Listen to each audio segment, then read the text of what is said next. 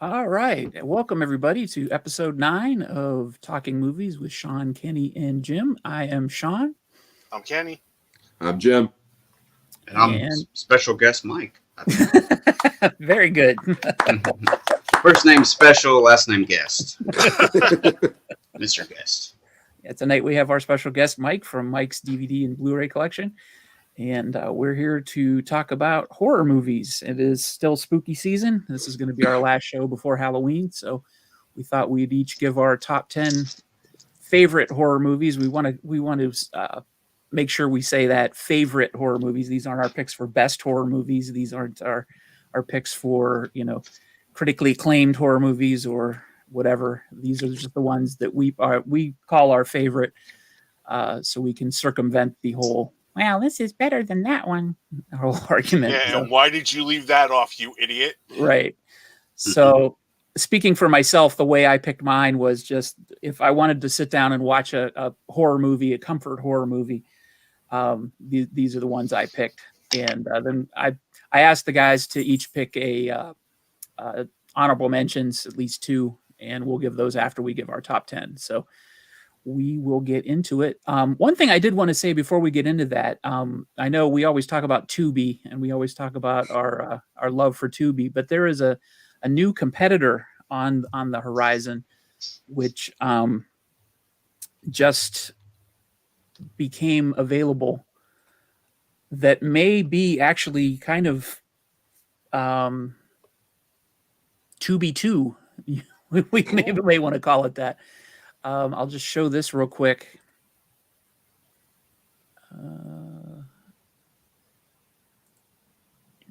Welcome in, Texas, by the way. Thank you for coming in.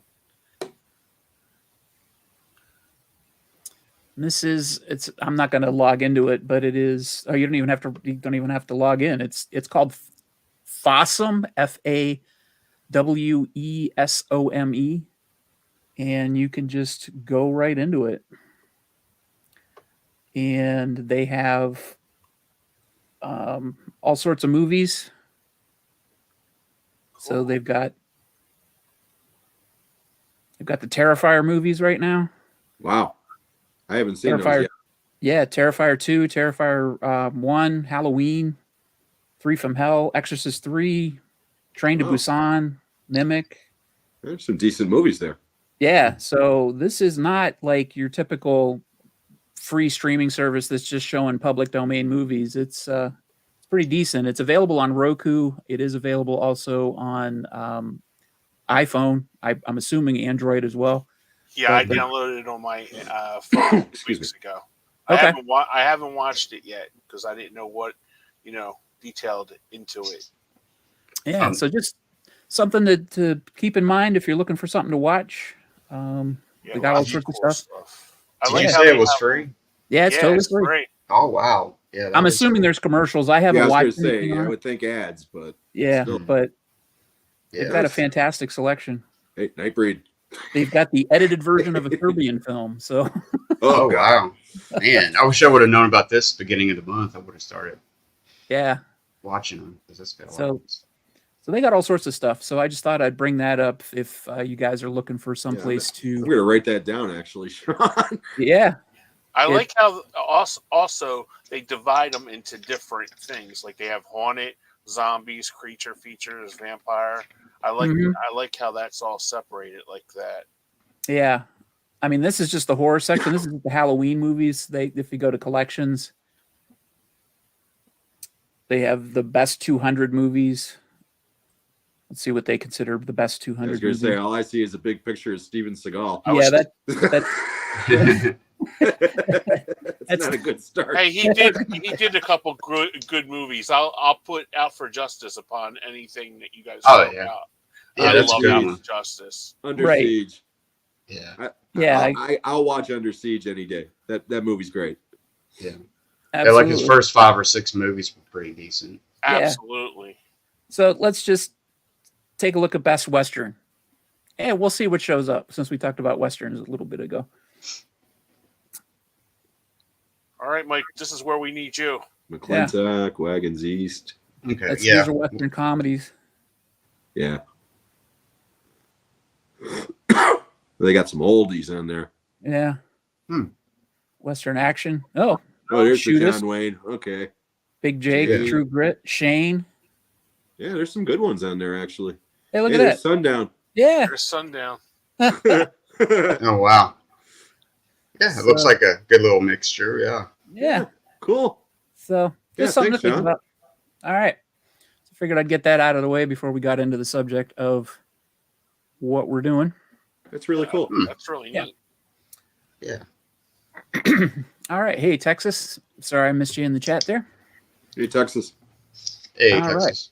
CWO, So- baby. So we will start like we did our comedy show a few weeks ago. We'll just start with our number 10 pick. And I guess we'll do a round robin. We'll start with somebody who wants to volunteer to go I'll first. start. All right, Kenny. What's your All number right. 10? My number 10 is Poltergeist. Excellent. All right. I Good remember call. seeing that. I remember seeing that on cable, and it literally scared the hell out of me. And that is no joke either. It was just like, and that woman, because that woman at the time, she was on Different Strokes. Zelda Rubinstein. Zelda Rubinstein. Yeah. Yeah, and we didn't watch Different Strokes after watching Poltergeist for a couple of months because she creeped me out. And my brother was young. My brother's younger than me. He's 2 years younger, and I remember she's gonna pull Arnold into the TV. You know, so I mean, when you're 10 and 8, you know, you kind of think those things, you know. But yeah, Poltergeist for me, that scared the living poop out of me, and I like it now. And then Coach was the dad in it too. Craig So T. Yeah, Nelson. yeah. Craig T. Yep. Nelson. So Joe Beth Williams. Yeah. Joe, it's great Joe movie. Beth Yeah. Williams was really good in a movie called Teachers. Did you ever see this movie, Mhm. Teachers? Mhm. Yeah. Hey, I'm getting the thumbs up back So- when we start doing this. Can I get Oh, the okay. fireworks tonight? Yeah. Oh, Oh wow. cool fireworks. So yeah, number 10 is Poltergeist for me. Awesome pick. I wonder why Jim is the only one we can get the fireworks and the thumbs ups for. I don't know. I got the magic voice, baby. Yeah. When you do, Jim, when you do the one, you got to do the fireworks again. When you give me your number one, let the fireworks explode. Fail miserably too. Okay, All right. before I get into my list, Okay. I want to pose this real quickly. Okay, Sure. this list is definitely subject to change. Sure.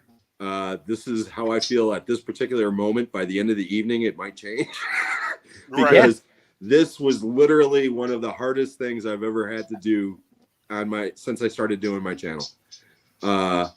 Horror is my bread and butter. It's my favorite genre, and it's literally like Sophie's Choice, trying to pick titles. So I just wanted to throw that out there. So we're going to start off. Number 10 is the newest title in my list.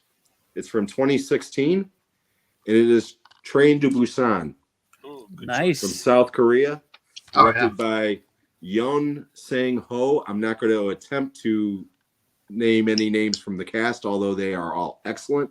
Yes. The main reason why I picked this one, and I was struggling with the number 10 one, but the reason why I picked that one, in addition to it just being a great movie, I cannot think of any horror movie in my entire life that brought me to tears. That movie did. So for that reason, it's number 10. Wow. Yeah. Yeah, I've heard a lot about that, like Yeah. past couple of years even. And I The need to see boys it. suggested that, and I watched it that day after Mhm. watching it, and I messaged them saying how much I liked that movie a lot. Yeah, it's an incredible film. It really is. Hmm. Yep. I totally agree. So does Texas. Yeah. Texas has Train to Busan rules. Hey, Patrick. Hey, Patrick. Hey, Okay. Patrick. Hey, Patrick. So I think it's my turn, right? Yeah, if we're gonna go clockwise. So yeah, it's Okay. it's you. Well, yeah, this I guess number 10, and I'm gonna go ahead and just break it out. This is gonna be a half and half one, but Halloween 3, which Okay. just creeped the Season of crap the Witch? out of me. Yeah, that Season of the Witch when I was a kid just scared the crap out of me with those masks and all that. And Slash the original Halloween. I mean, I know somebody's gonna do it, so I'm just gonna go ahead and So you're putting them in the same slot. yeah, just Halloween. Yeah, I guess the first Okay. three is just but then part three, I know it's kind of been. Is it really part of the storyline or not? But it's scary all on its own. I think it should have just been its own movie named Yep. something else. Yeah. Mhm. Yep. Just Just season of the season- witch. Yeah, Season of the Witch would have been perfect. But Yep. So but yeah, that More that, days to Halloween. Halloween. Oh, yeah. Halloween. There's just 9 so more much days to stuff. Halloween. Yeah, there's just so much stuff. It still kind of creeps me out. And then who's the actor? The main guy. He was in the Tom Fog. Atkins. Tom Atkins. Really, yeah, he was really good in it. Yeah. That's what And I'm. what's his face? Dan O'Hurley is the bad Oh. guy Yeah. from RoboCop. He's awesome in that Oh, movie. yeah. Yep. Yep. He's Mhm. so good in that movie. Mhm. Yeah, that's a good pick. That's a I good actually pick. seen that before I seen the other two Halloweens. Really? I did too. Yeah, I did too. I Actually, seen that on here in Philadelphia. We have it was like a HBO channel, Prism, and Mhm. they played the hell out of that oh yeah. all the time.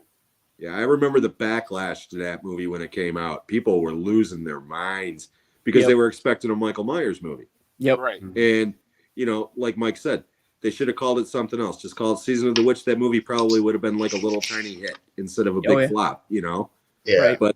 But yeah, as far as the Halloween movies go, after Season of the Witch, I don't like any of them. Yeah. So, Yeah. I love the first three Halloween movies. Yep. Yeah, because it really didn't have any association with John Carpenter other than like music or associate producer or writer Yeah. or something like that. I That's think all. he has a producer's credit. Yeah. Yeah. Yeah, he kind of wanted to do that with Halloween too, actually. He wanted to, like, every year have a different scary movie and just put it under the Halloween brand.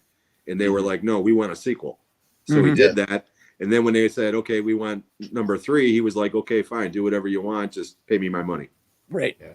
Yeah. Yeah, that would have been good. It'd been like an anthology or something. Yeah. Different Yeah. stories and stuff. That would have been cool. Yeah. I think they ran into a kind of a head-to-head collision with Friday the 13th because Friday the 13th was turned into that juggernaut where they were putting out Mhm. sequel after sequel, Mhm. and the film company wanted Halloween to be that, and Carpenter didn't. So yeah. All right, that's a great pick. All right, my turn. Number 10, Near Dark. Oh, great 1987. Good movie. one. Yeah. another That good almost one. made my list. Yeah, I love that movie. That movie's got a little bit of everything. It's got Lance Henriksen. It's got Bill Paxton. It's got some little bit of comedy in it. It's got some great visuals.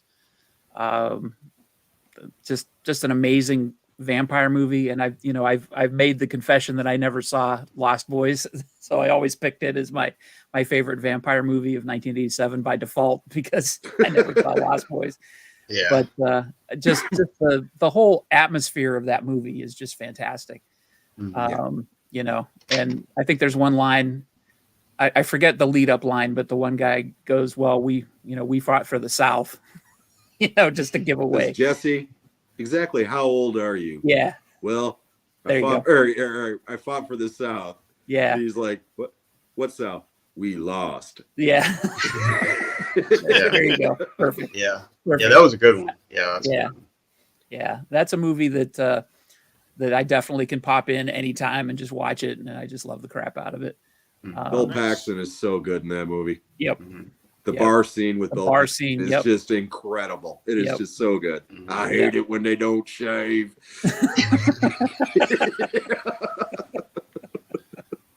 Yep.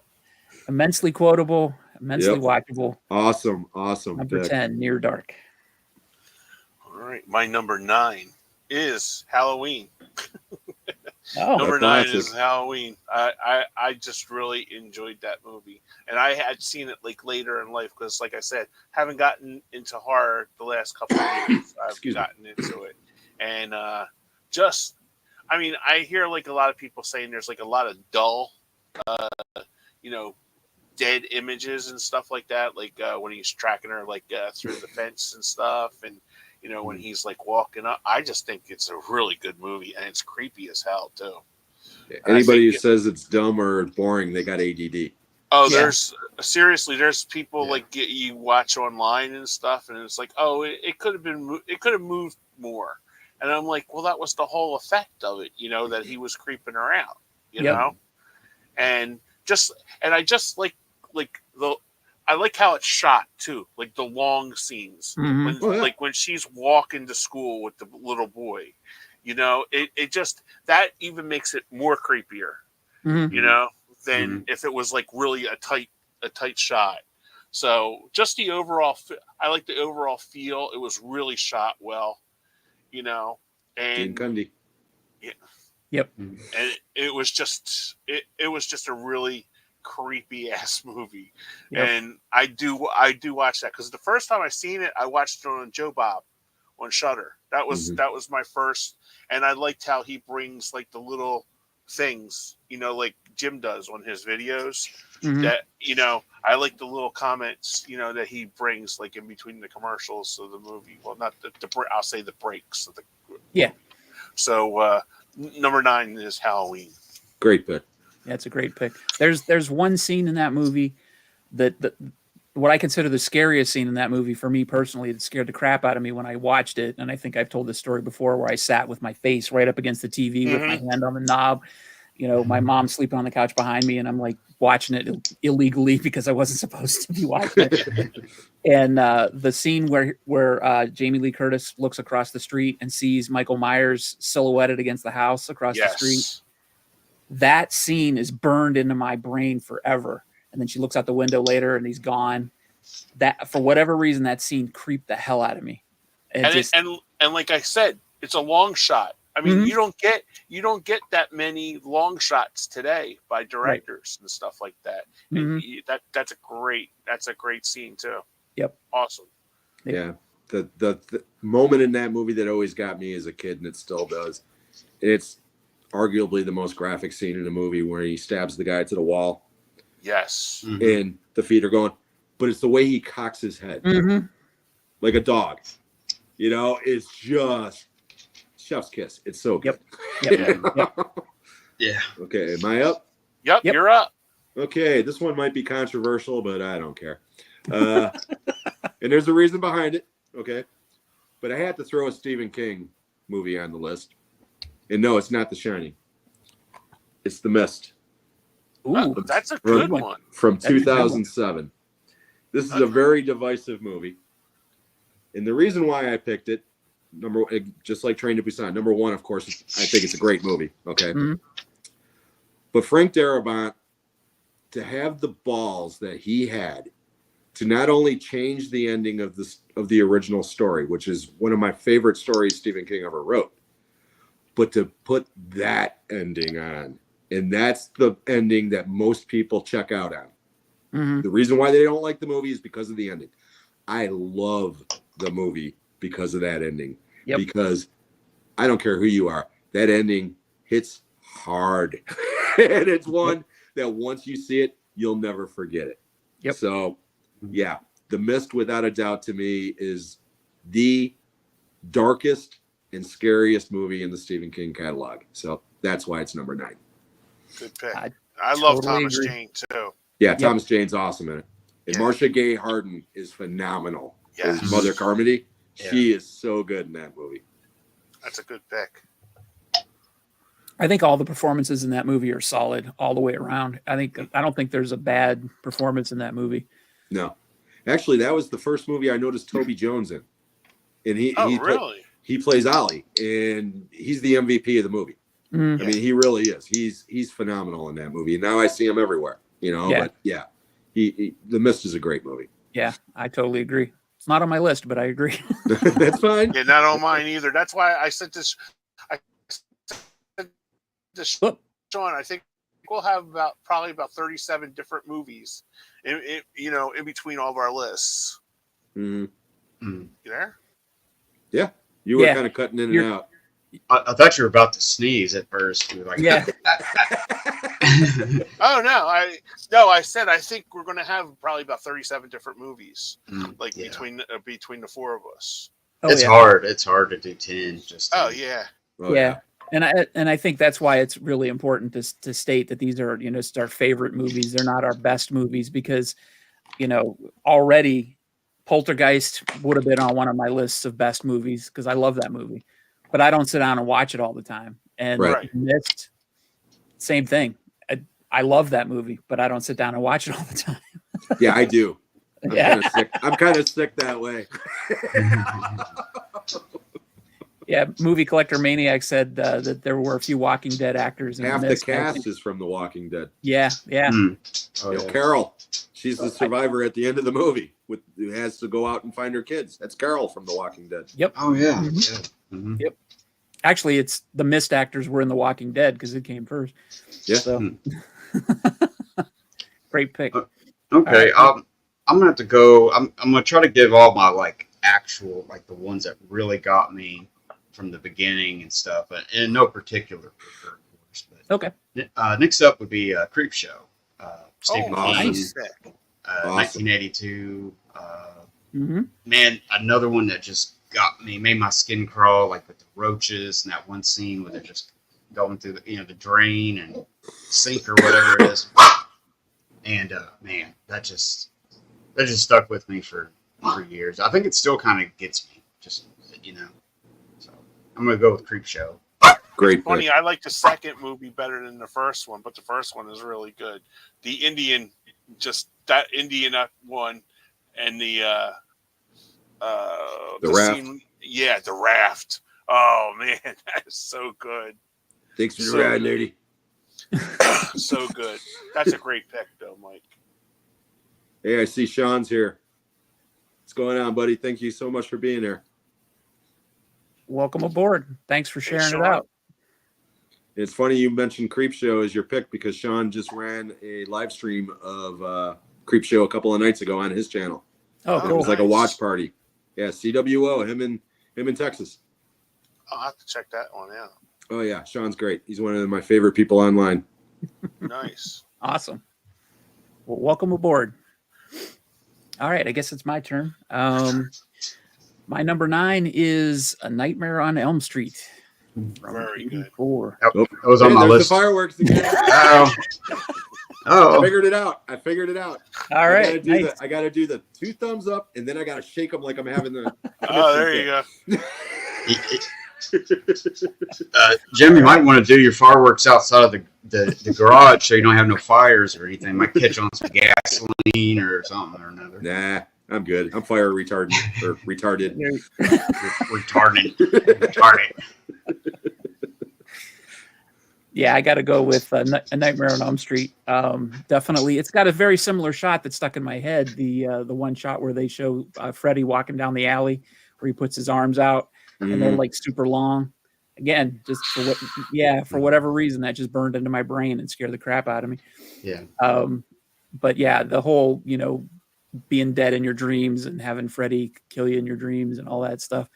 And it was before they turned him into a stand-up comedian with blades on his fingers. Yep, absolutely. Yeah, he He's was scary. still he was still scary, but he was funny, but he was still scary, and he was still a menace. And the special effects were amazing Yeah. in that first one. I mean, not to take away from some of the other ones like Dream Warriors, which I still think is almost underrated. equal to it. But yeah, Nightmare on Elm Street is one that I don't revisit as much as some of the other ones on this list, but that's why it's at number 9. But yeah, definitely one that I would revisit. It made my list. That the scene on the waterbed where Johnny Depp gets kind of sucked down in there. That was always my best scene in there. So. Yeah. Yeah, that's my favorite scene and my least favorite scene in the movie, and that it also made my list, by the way. Yeah, Okay. yeah, it was on My mine. favorite scene because it's so goddamn unexpected and bloody. It's my least favorite scene, and this is the geek here. Okay, I guarantee none of you have ever noticed it, no matter how many times you've seen the movie. Johnny Depp, he's got all these rock band posters on his walls. Uh-huh. Directly behind his bed is the poster, the album cover for Rush, Grace Under Pressure. And he got blood all over it. Oh, man. It infuriates me 40 years later. Yeah. I didn't know No, I love Rush, and that's sacrilege. It's just Yeah. that happened. Sorry, That would have that's been a neither brand new here nor release there. at that time too. Yeah, that just came out. Yeah. Were they on the soundtrack? No. Oh no, I'm No. just asking because it No. might have been that was publicity for them. No, there was like a Jay Giles band poster on there and a couple other ones. Oh, okay. Notice because I worked at the theater, so of course I saw it on the big screen right away, Right. and I noticed that Grace Under Pressure poster right away because I'm a Rush geek, and I was like, "Wow, Rush! No, it's all bloody!" I mean, literally just like that. It was like, "Oh yeah." You know what? I don't ever think I ever noticed that there was a Grace Under Pressure poster back there, and I am a huge Rush fan. Yeah. So Next time you watch the movie, look, you'll see the silver album cover with the big bald head and everything. It's Yep. Grace Under Pressure. It's I'll definitely notice Grace Under now. Pressure. Movie Collector Maniac mentioned that he just watched the 4K Steelbook the other day. It just came out on 4K, I believe. I guess some people are saying it looks like crap. Some people say it looks good. I haven't really gotten an overall feeling of how it looks, but Yeah. um, That always happens every time Yeah. one comes out. It's always big debate. I got the Hitcher 4K and I haven't watched it yet, so I don't know. I haven't heard any backlash on it. yeah, I may pick it up. I have the set with all of the Nightmare on Elm Street films in it, and it looks okay on there. But I didn't know if it was worth upgrading to 4K because it's by far my favorite of the series. But I didn't pick up the 4K yet. All right, number 8, Kenny.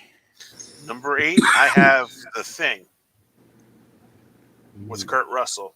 I Oh, love yeah. that movie. Actually, that deserves. Come on, baby. Come on, baby. Nope. Nope. I lost Fire. it. I love that movie. That was another one I seen on cable before it hit rental stores, and I was like, "What is Excuse me. this?" Because my mom thought, "Oh, Kurt Russell, it's a Disney movie," because my mom would watch all the Kurt Russell Disney movies, I grew up with and those. we're about 5 minutes into it, she's like, "Boys, you're on your own," and me and my brother just loved it. It's a great movie. It's awesome. It's great. It's well shot. It looks great. Anything in the cold and the snow, it's kind of isolated with the claustrophobic feeling with you, and it's another one that it has so much replay value that you can Absolutely. watch all the time. Absolutely. So that's number 8. Great pick.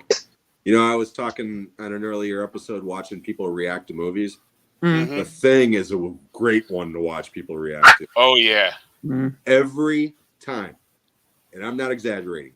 Every time. Why are they shooting at that dog? Stop shooting at that dog. I hope these assholes die for shooting at that dog. And then 20 minutes later, kill that motherfucker. They're freaking out. Yeah. It's awesome.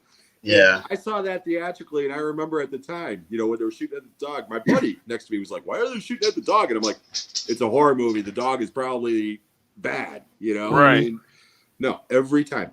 Why are they shooting at that dog? Stop shooting at that dog. And then they turn on a dime. It's great. Yeah. Yeah. Okay, number 8. Yep. We are going to 1985, Stuart Gordon's Reanimator. Good one. This was originally released unrated when it came out theatrically. I was lucky enough to turn 18 the week before it came out. And Nice. Oh, wow. drove 25 miles to the nearest theater to find it. And loved it. It's one of my, like I said, obviously it's one of my favorite horror movies of all time. But Jeffrey Combs is Herbert West in that movie.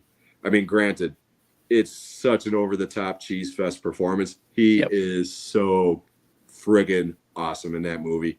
And Barbara Crampton is I've had a crush on her ever since.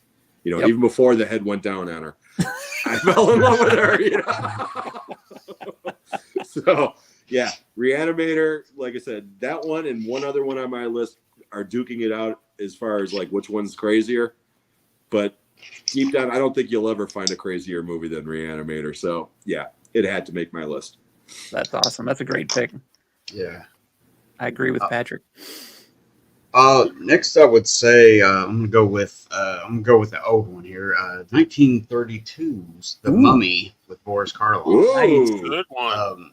Actually, probably one of my first older movies or definitely old horror movie I saw. It actually came on the late late show. It was probably 1984. I was probably 6 or 7, and man, I was just into it and everything. And it's one of the slower class, Universal ones, but it always just get me. I mean, I remember it just, it was like wow and stuff. So, but many years later, I would see other, Boris Karloff stuff and everything.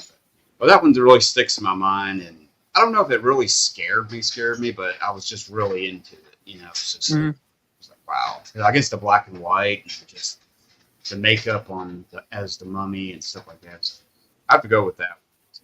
I think of some of the earlier Universal monster movies, it's probably one of the less cheesy ones. I mean, I don't consider them cheesy like bad. It's probably one of the more, I don't want to say believable. I don't really know the word I'm looking for, but it probably has the most class to it, I think. And then not to take away from Dracula, because that's probably the classier of the two, but I don't know. It just comes away as not feeling like a cheap sets and cheapness. I'm really digging a hole here. Yeah. Well, it was directed by a cinematographer. His first movie, Carl Throne. He would later do I Love Lucy show and stuff, but he had a real eye for detail, and I guess they used all the lingo, all the Egyptian, names, and they tried to be real serious about it and stuff. Yeah. But it has its moments of kind of yeah. But no, overall, yeah. I mean, I would probably vote for Frankenstein or Dracula over the Mummy, but definitely top 5 or whatever. Universal stuff. But yeah. Cool. No, it's a great movie. Yeah, totally agree. My number 8 is The Changeling with George C. Scott. Another one that almost made my list. Great movie. Yeah, I really like it because it's just, it's a ghost story. It's one of those movies that I was able to get my wife to watch, and she hates horror movies, but she was really into this and like into it, and it still scared her, and it didn't scare her away from watching like The Conjuring and stuff like that. So I like that it's able to kind of reel in people who aren't necessarily horror movie fans and still get to them. And George C. Scott's performance is really, really good. I mean, it's not quite as over the top as some of his stuff, but it's understated for the most part. It's for him. It's a lot of pain in that. A lot of pain in that that portrayal. That's what I'm saying. It's say, understated, family, for the most part. Yeah. And you can feel the loss, the sense of loss that he has, and then why he's got a connection with this boy, and it's a really good film, and it's scary. It manages to be scary in the sort of cheap scare tactics way, but in the get into your brain and kind of screw with you way too. So, see, I don't know if I would say cheap, because the idea of a bouncing rubber ball coming downstairs sounds ridiculous, but in the context of the movie, it's terrifying. It's so well done. Yeah, that movie. It's perfectly well done. But some people consider scary, if it doesn't make you jump, it's not scary. So, and again, those people have ADD. Right. Exactly. That's good. Great pick. Great pick. My 7th one, Mike touched on, was 1931's Dracula. Nice. I love that movie. I watched it this week because I just got it on the 4K sets, and I love the movie. I love it. It's just so well done. I love the black and white texture of everything, and it's just can't understate how great that movie is. Lugosi was born to play that role. He was so good. He was so good. I don't know. Plan 9 from outer space. Yeah. That. You know what? It's funny you say that. That almost made my list. I had no idea you were wearing that. I swear to God, that is like too funny. Holy shit! I'm gonna go play the lottery. But wow. Yeah, Dracula. That's really good. That's my number 7. Hey Great. Kenny, on that set that you got, does it have the Spanish version of Dracula on it? Let me see. I got it right here. Yeah, I think saw it that is. pickup video. I think it does. Because I haven't seen it yet. Oh, is that the but I- 4K? Yeah, Yeah. it's the 4K. Yeah, it does. A 1931 Spanish version of Dracula, behind-the-scenes documentaries, featurette on Bela Lugosi, Karloff, Lon Chaney, and feature documentaries. Okay. Because I have heard that, believe it or not, the Spanish version is actually superior. Oh, really? Yeah. Yeah, Okay. yeah, What's it that? really is in some ways. Yeah, I haven't Okay, seen yeah, it, so I don't know I'll how. pop- But I'll pop that in. I wanted to see, and it pops, man. That I forget who said it. I think it was Mike. You said it about how the black and white movies really pop on the 4K players. Mhm. yeah. I got And- the original Frankenstein one. I think it's in the other set, or maybe it's in that set. Yeah, Uh, I think it's in this set. Yeah, and I bought both sets. I got them really cheap too. Yeah, I did too, actually. And when I put Frankenstein in, it was like, wow. I mean, it's just so clear and so, it's what it's supposed to look like. That was like, man, it was kind of a revelation a little bit because it's the best that I've ever seen it on the 4K and stuff. But I'm not sure if the Spanish one is in 4K. I'm not sure. No, I think that's Blu-ray. just Okay. regular. Yeah. Okay. They'll probably Yeah. look great though. Yeah. Those sets are actually good 4K sets. I don't see how anybody could argue with those. Exactly. Yeah, and you got those really cheap too, didn't you? Kenny? Yeah, You did? I couldn't believe it. I talked to one guy down, and he gave me the set, and then the second set with the Bride of Frankenstein one, they had sent me another one of the first one, and he said, just give me $20. I'm like, all right, so I was like, I'll take it. You know what I mean? So it was like I sent it back to him. He goes, hey, I appreciate you sending it back because a lot of people, would just like dick you on it, right. Mm. So I'm like, no, I'm honest. Here you go. So Sorry, guys, That was one second. that was number 7 for me. Cool. Good pick. Sorry, just got a text from my daughter-in-law. I need to look at real quick. Okay, sorry about that. Okay, Oh, you're fine. No, great pick, Ken. thanks. Okay, 7, right? Yeah. Okay, we're back in the 80s. You'll notice a trend here. I got a lot of 80s movies here, Yeah, so do I. but it was the best decade for horror. Let's face it. It really was. Okay, 1986. Mike mentioned it earlier. The Yep. Hitcher, Oh, yeah. Oh, that's a good one. directed by Robert Harmon and starring C. Thomas Howell and the incredible Rutger Hauer. I think John Ryder is one of the greatest horror movie villains of all time. He's right up there with the rest of them, Jason and the rest of them.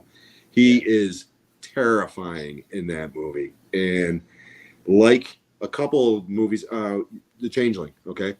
Mhm. It's scary. There's not a drop of blood in it. Right. Okay. Mm. The Hitcher, there's a little bit of blood in it, but it's nowhere near as gory as one would think. Hmm. Because I remember when that movie came out, Siskel and Ebert had a cow and said that it was like the most disgusting movie of all time. And they were talking about Jennifer Jason Leigh's scene. Hmm. Yeah. They don't show it. Right. They never It's implied. show it. You don't even hear it. And people were those two lost their minds. And it immediately made me want to see the movie. And I was actually a little bit disappointed that it wasn't as gory as they were making it. But as far as suspense thrillers go, The Hitcher's the best in my opinion. Yeah. I love it. Yeah, it's Awesome. really good. I honestly have never seen it, believe it or not. Really? It is Oh, so wow. good. Yeah. I think Warner Brothers is putting out the 4K next Yeah. month or something. But I got the other one that came out, the big box set one. But Got a fan. It's Tubi's competitor. Yeah. Yeah. Damn you. Oh, Miss Corey. Hey, what's up, Corey? hey, Corey. Yeah, I definitely have to see The Hitcher. It's a great movie, Sean. All right. Okay, Mike. Oh yeah, it's me. I was gonna say I always like in my mind somehow. I always put The Hitcher and Near Dark kind of together, not associated, but just I guess maybe when I saw them, it was close together. I know they're different years. I think 86, They're 87. only a year apart. Yeah, I always just put them two together for some They've reason. got a but very similar aesthetic. They've both got like a Western aesthetic to them. Yeah, maybe that's Near what dark, it for is. sure. kind of a road feel. Yeah. Next up, I'm going to say it's still gives you the creeps. Rosemary's Baby, Ooh, 1968. good pick. I know it's more well known, popular or whatnot, but it still has moments where just in the direction of what's his face, Roman Polanski. There's a scene where she's on the phone and it's filmed out in the hallway, and it's only giving you a crack, kind of like wanting to kind of look over the edge into the bedroom. And there's just some little nuances like that, and it's just kind of creepy. It makes you feel like you're there and stuff. And so I have to put that one on there for sure. Good pick. pick. Good pick. What's up? Great pick, Mike. Thanks. All right, it is my turn. And my pick would be also from 1986. It is The Fly. Oh, Good yeah. pick. I don't consider myself a David Cronenberg fan. The mojo. I don't consider myself a David Cronenberg fan, but I keep finding movies that he's done that I really, really like. But he's got some movies that I just do not like. But this is one of the ones that I really love. Jeff Goldblum's performance, Gina Davis, the makeup, the whole premise, the changes from the original Fly are superior. I think this is one where the remake definitely supersedes the original by many times over, which doesn't happen very often.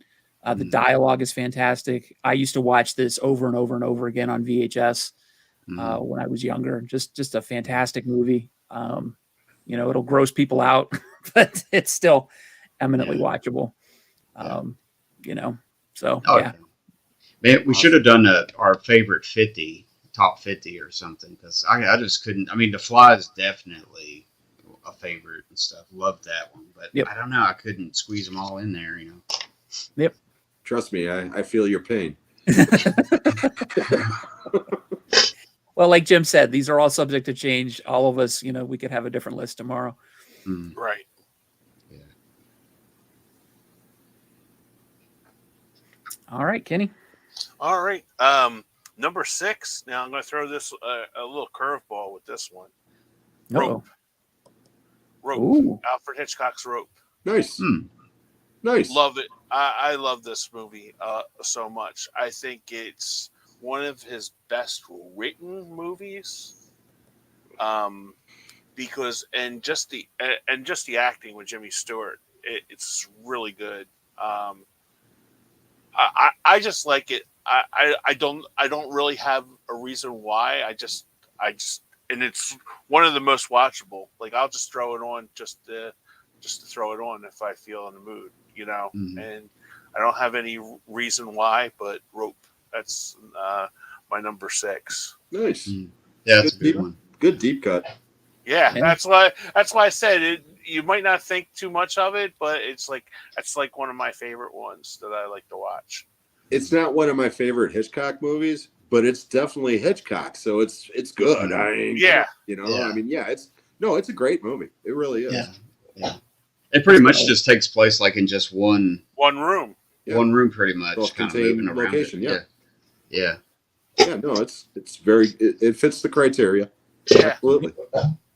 Yep. Okay, I'm up. Yep. Okay, number 6 is Dirty Dancing. No, I'm kidding. That is a horror movie. I'm not going to say anything about that tonight. I was That's a actually going to torture save that movie. joke to the very end, but number 6 has just been mentioned by my good friend Sean. There, we're going with David Cronenberg's The Fly. Nice. It's Cronenberg's best movie. It's Jeff Goldblum's best performance. With American Werewolf in London and The Thing, it has the best creature effects of the decade. I mean, it stands shoulder to shoulder with those other two movies. Yep. And the gross out thing that you're talking about, yeah. Okay. Before people started doing reactions online, I used to stand in, you worked at a movie theater, Sean. Yep. You stand in the back of a movie theater as an usher, and you can't help but watch the crowd. Mm-hmm. And The Fly and Aliens in 1986, it was like a 1-2 punch for reactions. Okay. Oh, I bet. And it was always the same thing. With Aliens, it was always get away from her, you bitch. And the place would go nuts. Okay. Yep. The Fly, every time. He'd puke on the donut, go, that's disgusting. His ear falls off.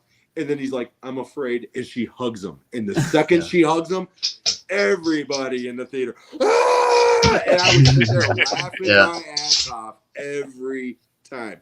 Yeah. The Fly. One other thing, I've never, even though it's on my list of horror movies, I've never thought of The Fly as a horror movie. It's a tragic love story. Yeah. That's what that movie really is at its True. heart. It's a tragic love story.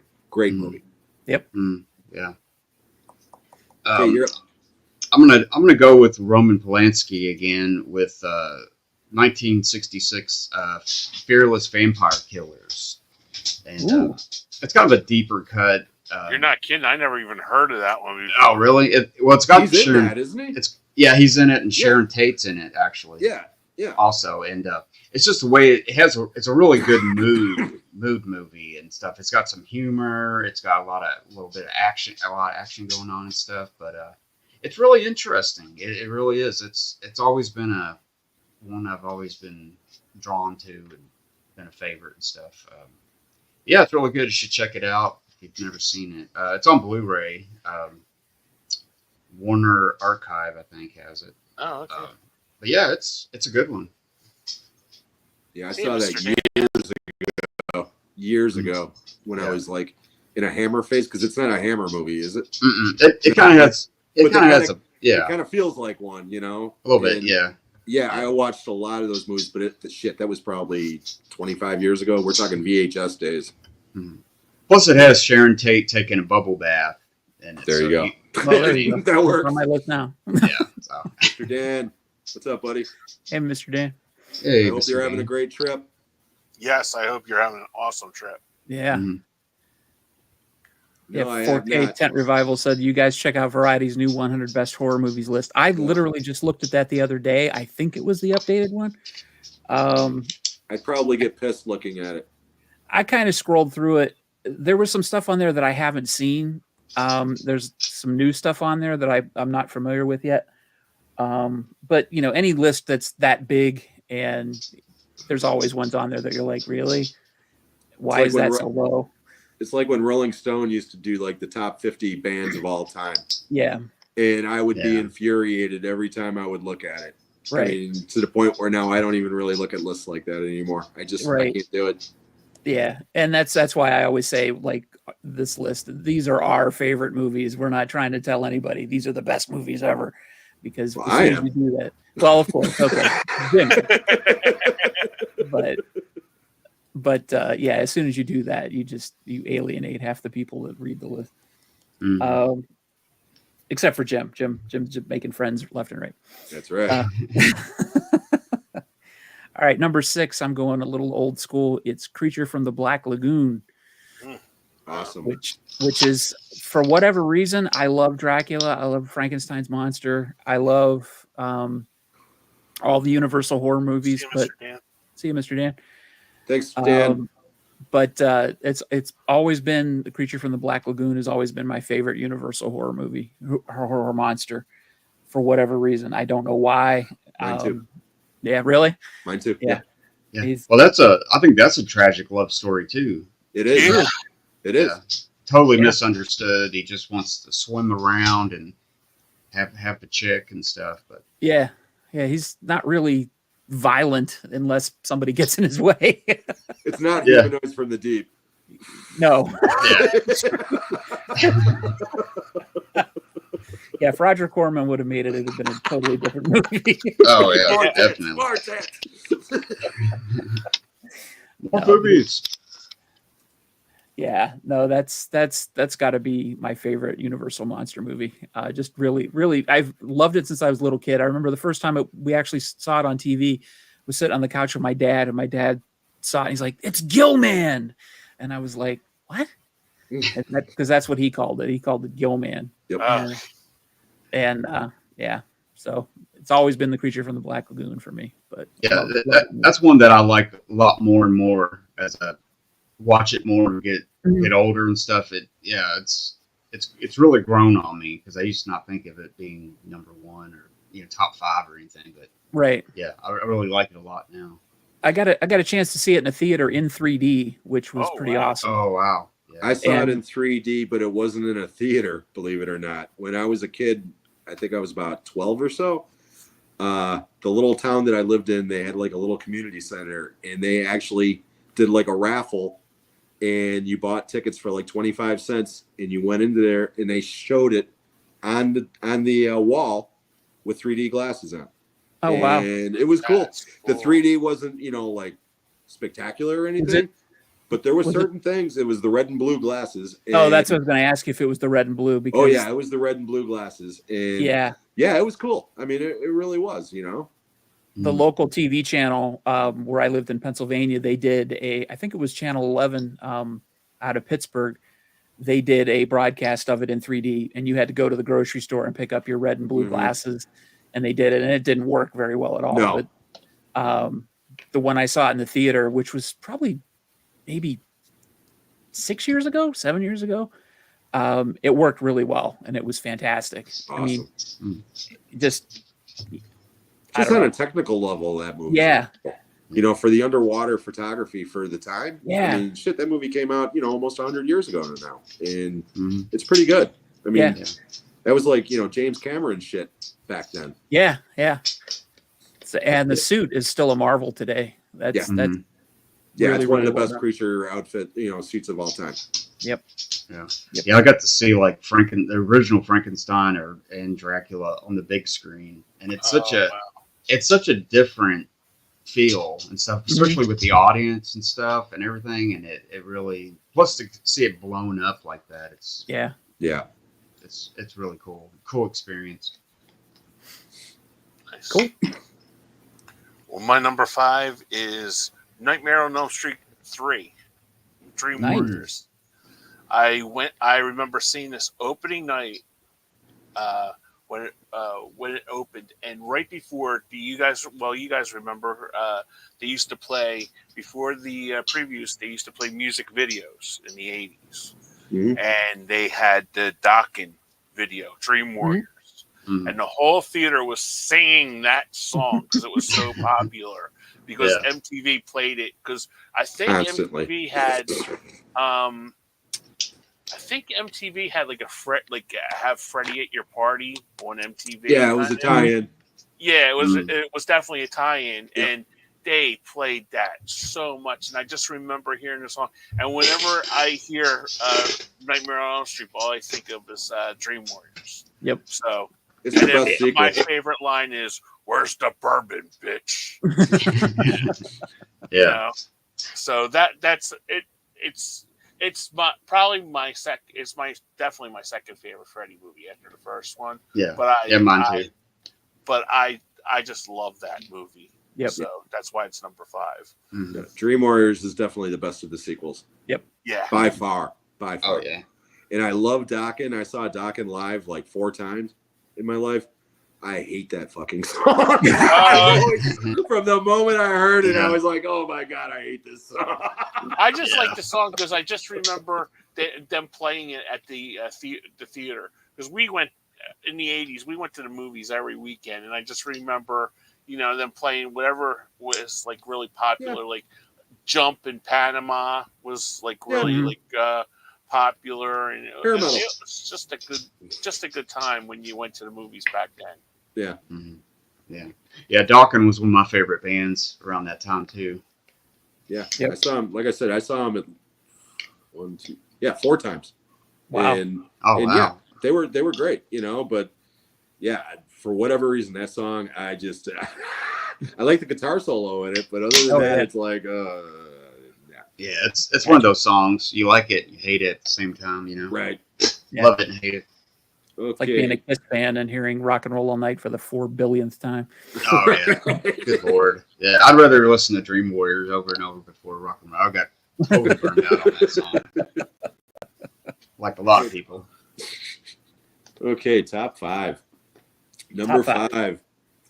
The greatest vampire movie of all time, in my opinion, 1985's Fright Night. Oh, that's Oh, a good yeah. one. Directed by Tom Holland, starring Chris Sarandon and the incredible Roddy McDowall, rest in Yep. peace. Yeah, definitely.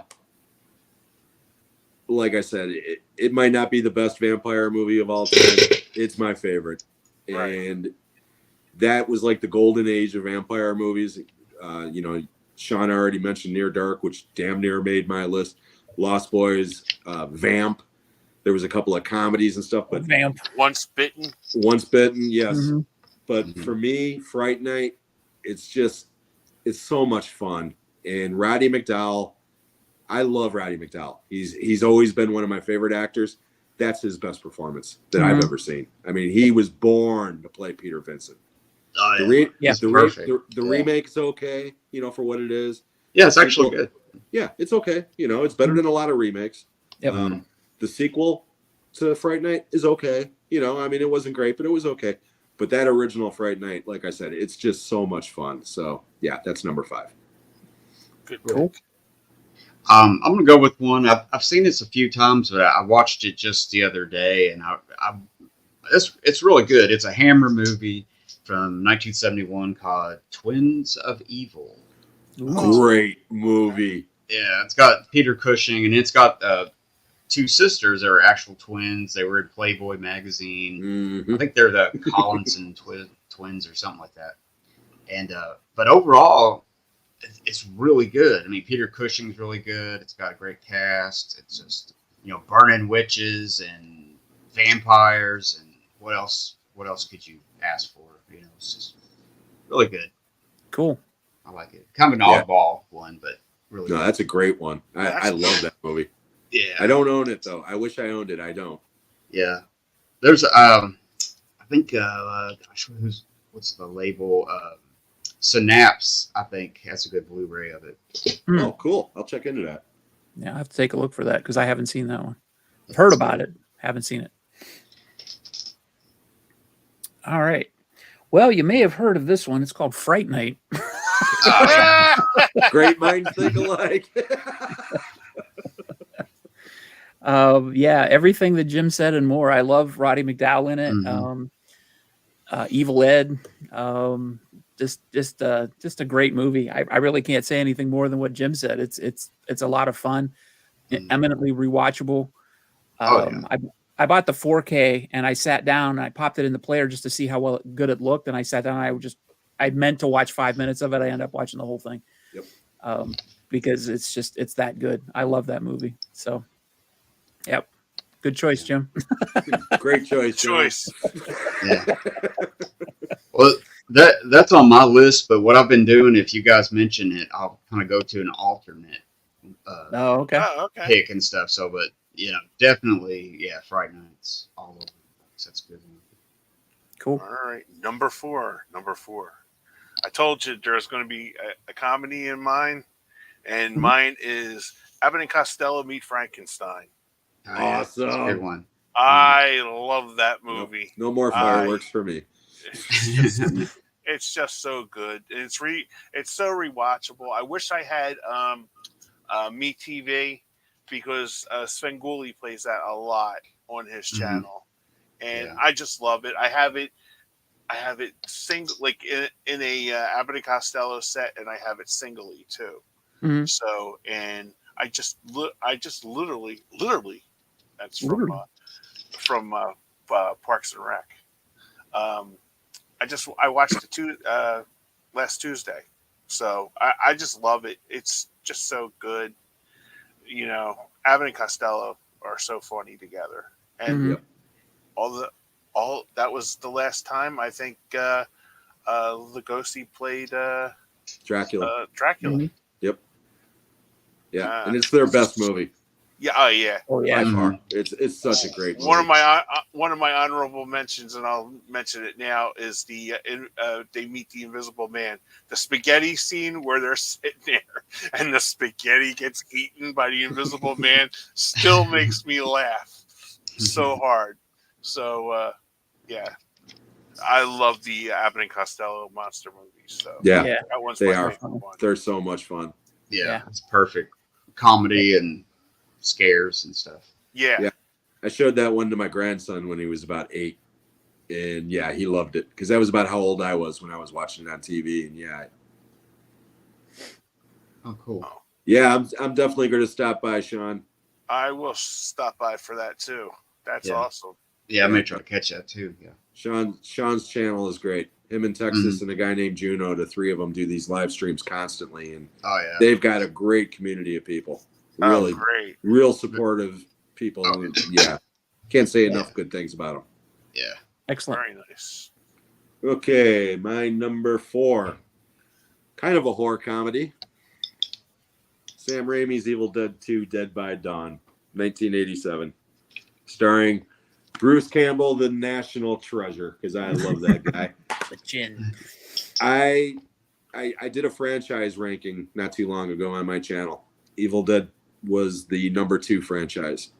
Oh, And Evil Dead 2 is my favorite out of all of them. It is just, a lot of people don't like it. They prefer the original because the original is definitely, scarier. It's a hardcore horror movie. There's not an ounce of humor in that movie. Right. Whereas the second one is like a 50-50 mix, and Army of Darkness is just pure farce. Okay. Right. Which I also love. All right. Mhm. But the first time I watched Evil Dead 2, I was just expecting another hardcore horror movie. And the humor in that movie caught me off guard so much. And the moment he said groovy, when he makes that damn chainsaw and all that Yep. shit, it immediately became an all-time favorite movie. I've seen that movie 100 times. I'll probably watch it another 100 times before I die. It's just so much good. thank Yeah. you. It was hard. Thank you. Yeah, John, this was like passing a kidney stone, I swear to God. Pretty hard. Yeah. Yeah, I definitely say that's a great pick. It did not make my list only because I don't watch it over and over again. But Mhm. I remember sitting down to watch that with my dad. We used to go rent VHS VHS tapes all the time, and we sat down to watch that because we watched the original together, Mhm. and we did the same thing. We thought we were getting a sequel, and we're like, "Wow, this is just like the first one." And then the humor was in it, and we were cracking up. The And eyeball. yeah. The eyeball still kills me. Excuse me. That's one. And that now I you had watch just- it in high def, and you can see the wire with the Yeah. with the eyeball. Yeah. Yeah. Yeah. But yeah, That's one that I just recently found out about that whole franchise. Because Oh, yeah. the only reason why I knew Bruce Campbell was he was in a show called Briscoe County, Briscoe County. Yeah. Yeah.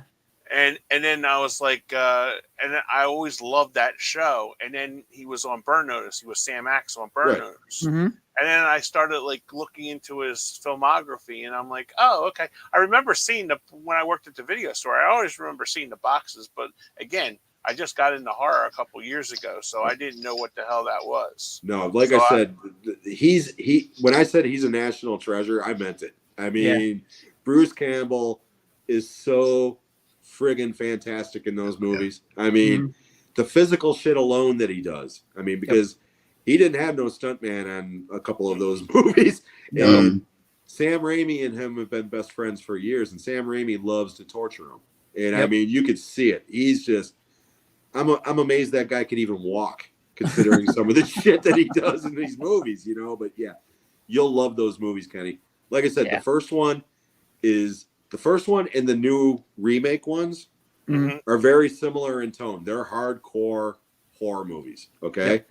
But Evil Dead 2, Army of Darkness, and Ash versus the Evil Dead, which is the I TV show. I did watch the TV show. I liked it because I If you like the knew TV who he show- was. Yeah. Okay, yeah. If you like the TV show, then yeah, you'll like the movies. Because I just recently, when Sean was doing his top 15, I watched one of his movies. I won't say it just in case it's on somebody's list, but Sean did a review of one of his movies on his top 2015.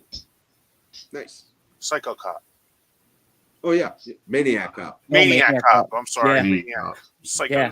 See how on the It's okay, Kenny. We still love you. All right, All right. thank you. And it's funny because in that one he plays sort of a non-likable character, at least at the beginning, which Yeah. is unusual for him.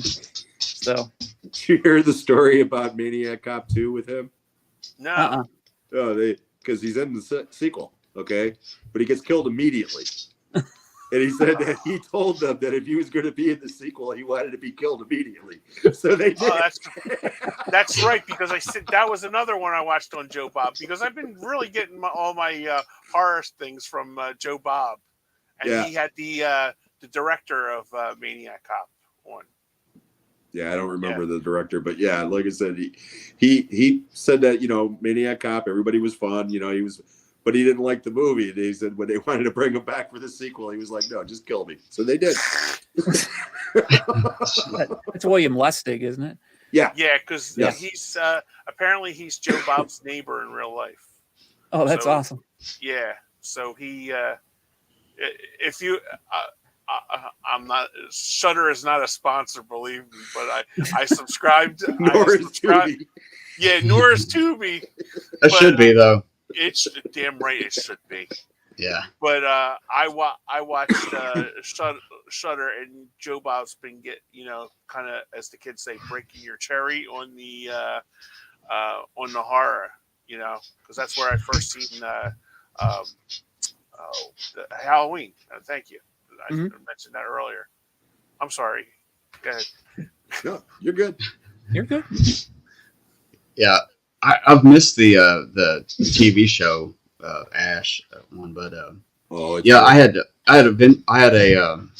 put Evil Dead 1, which I always just kind of put them together, but they are slightly different, I mean, quality, like budget wise, but both awesome movies and stuff. But what are we, number 4? Number 4, yep. number 4. Yeah, number Yeah. 4. Okay, I got to include some of the Roger Corman, Edgar Allan Poe movies with Vincent Price that he did. I just love those. And my favorite, I watch it every year, is Mask of the Red Death, Great movie. 1964, and it's just Great movie. yeah, the color, I don't know, it's just great. It's kind of low budget, but it's got it. I don't know. It's Corman directed that one, didn't he? yeah, I think he did actually. Yeah, he did. Yeah, but that's probably my favorite of those Vincent Price Poe movies and stuff that he did. Roger Corman. So yeah, Mask of the Red Death. Great pick. Those movies, when I was younger and I was watching like the old classic horror movies on Saturday afternoon, when those ones would come on, I would always be like, oh, it's not a creature feature, it doesn't have a monster in it, and I'd kind of be disappointed. But no, now those are the ones that I'm learning to appreciate a lot more as an adult, and going back and revisiting or visiting for the first time, getting into Vincent Price and Boris Karloff, and what I would have called as a kid the talkie movies. But I really appreciate them now. Good pick. Thanks. All right, number 4. I have this is probably going to be controversial because of how high it is and who it's directed by, and it's above something else.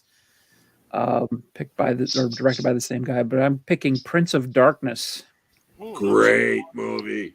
that's really John good. Carpenter. Yeah. I got the fireworks back, There you go. baby. I'm sitting there trying to do it I'm too. getting fireworks every time I pick something from Jim. Yeah, Great Prince of movie. Darkness is a movie I saw at the drive-in, and without getting too private, I went to the drive-in to see this movie with a girl, and I ended up not watching the movie. But I was sort of out of the Hey, side now. That's what drive-ins are for. out of my the side of friend. my eye. I'm like, Fireworks. I want to. Yeah, I really want to watch Fireworks. this movie. This movie looks really good. So as soon as it went to home video, I picked it up and rented it, and I loved it. I thought it was fantastic, and I watch it all the time. I just it's kind of talky and kind of brainy, but I don't know. There's just something about it. The whole atmosphere. Donald Pleasance the whole, Satan in a jar type aspect of it.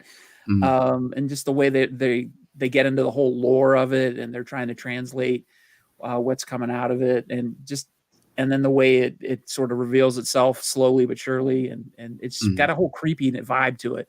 Alice Cooper cameo, I was gonna say Yeah. Alice Cooper.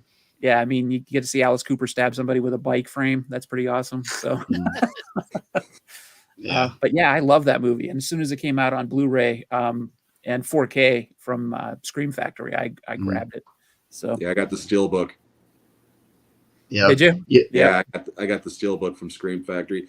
The thing that I love about that movie, it's not scary. It induces dread, Yes. and it does it Yes. extremely well. Yeah. I think it's his most underrated movie. Yeah.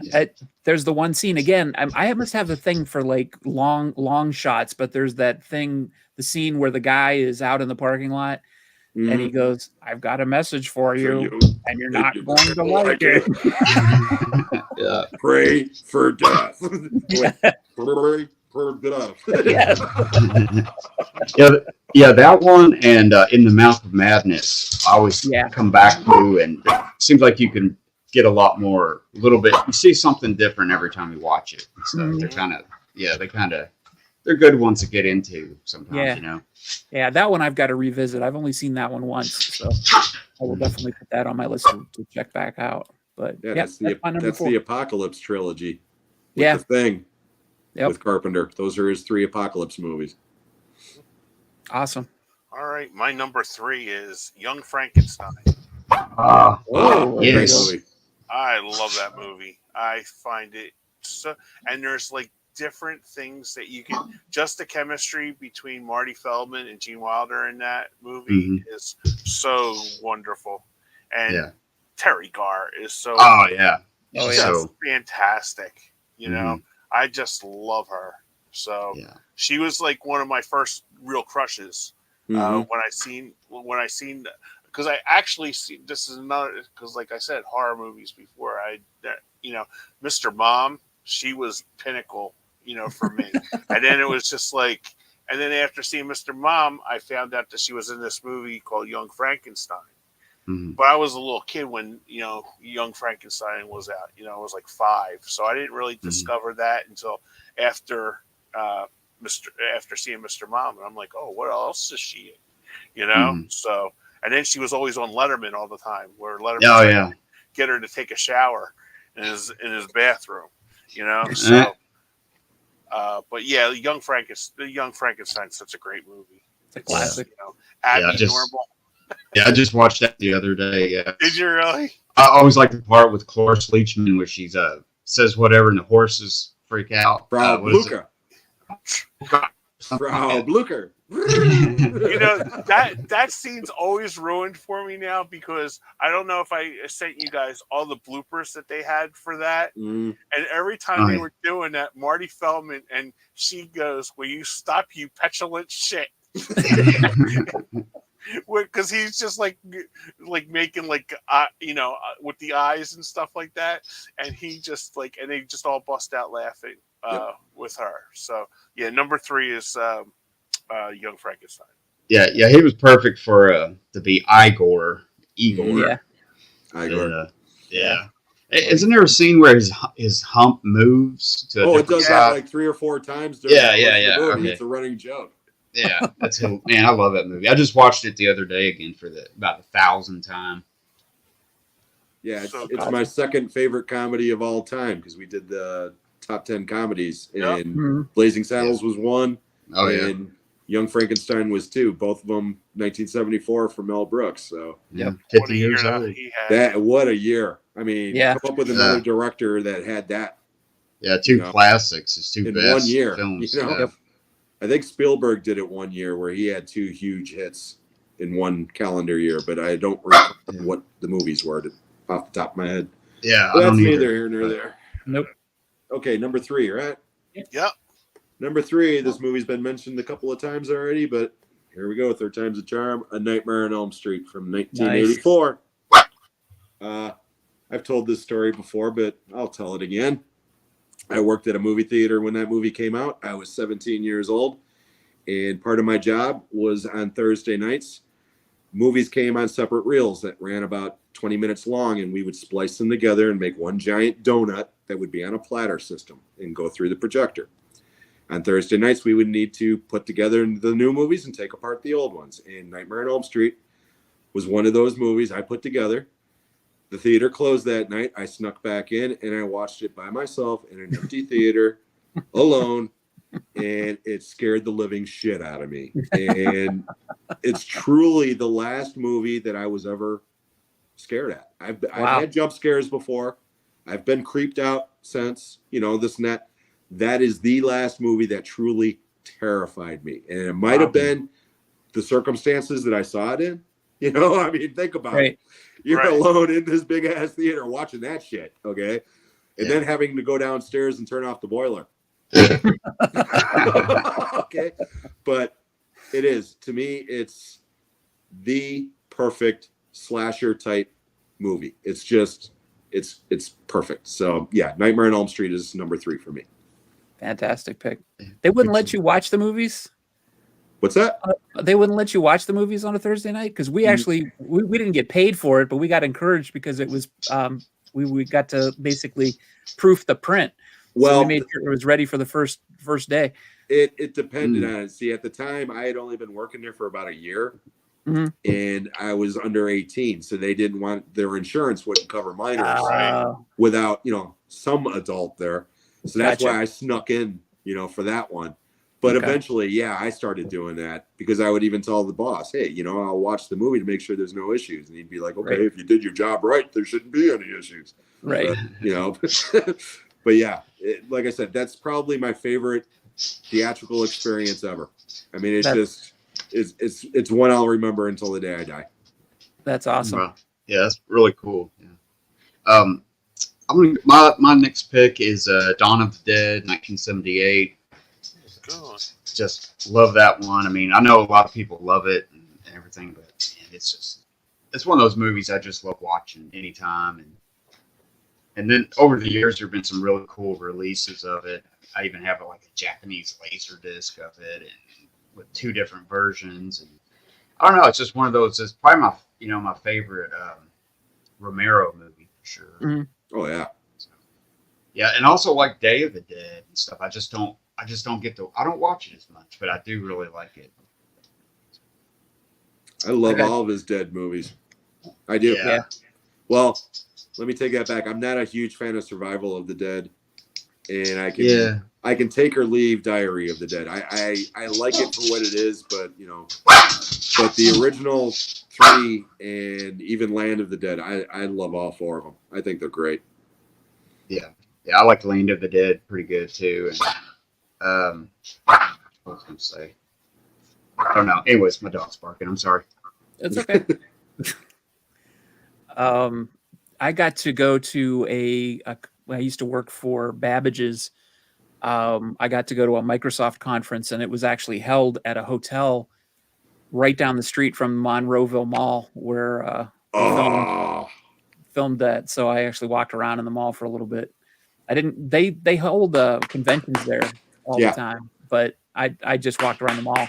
I guess now they have like a little monument or something or actually a store that commemorates the whole Romero Dawn of the Dead thing, but they didn't have it there when I was there. That was in 1999, I think it was.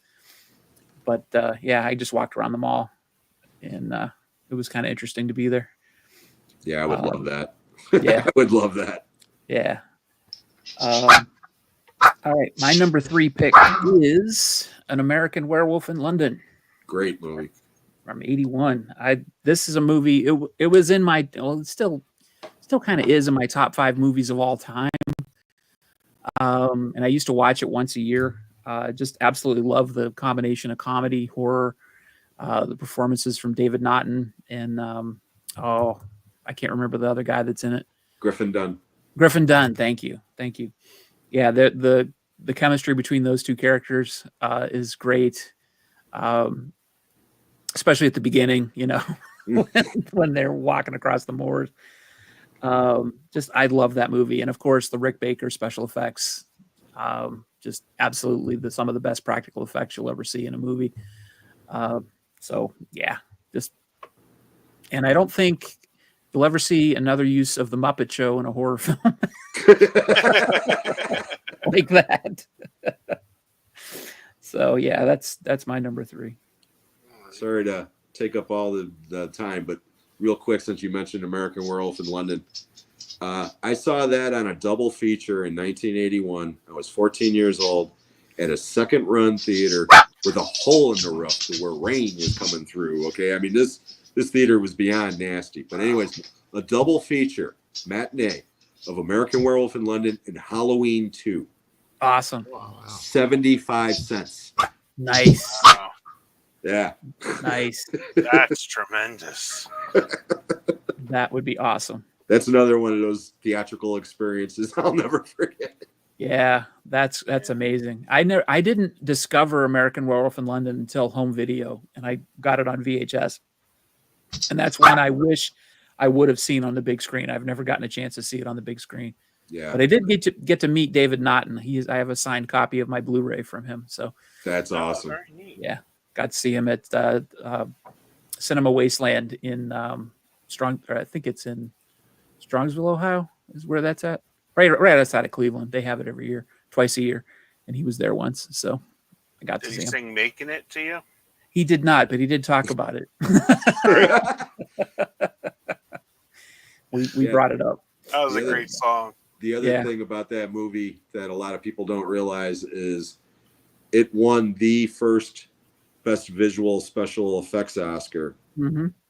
for makeup effects. Yep. And it wasn't even called that. It was a Special Achievement Oscar. They invented that award because of American Yep. Werewolf in London. Yep. So, yeah, like that transformation scene will never be beat. Nope. It's so good.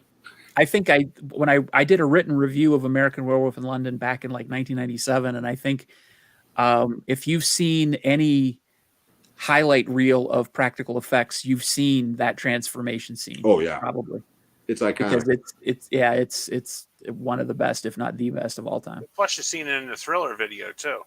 They recreate the whole scene.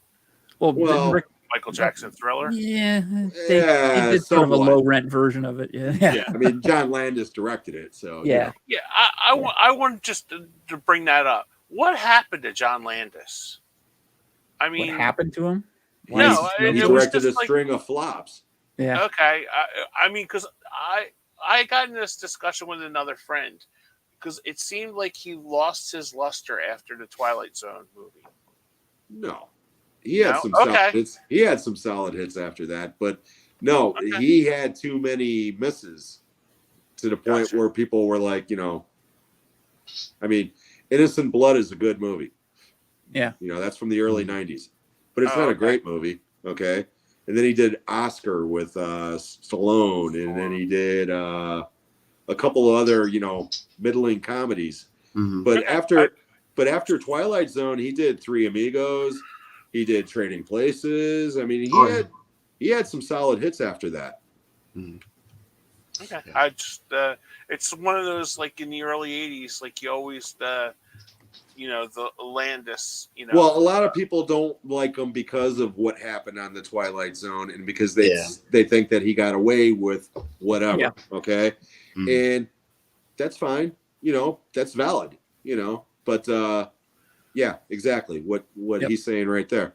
It's a tragic thing, and it really, it is. But in Hollywood, they'll always give you a second chance as long as you're making them money.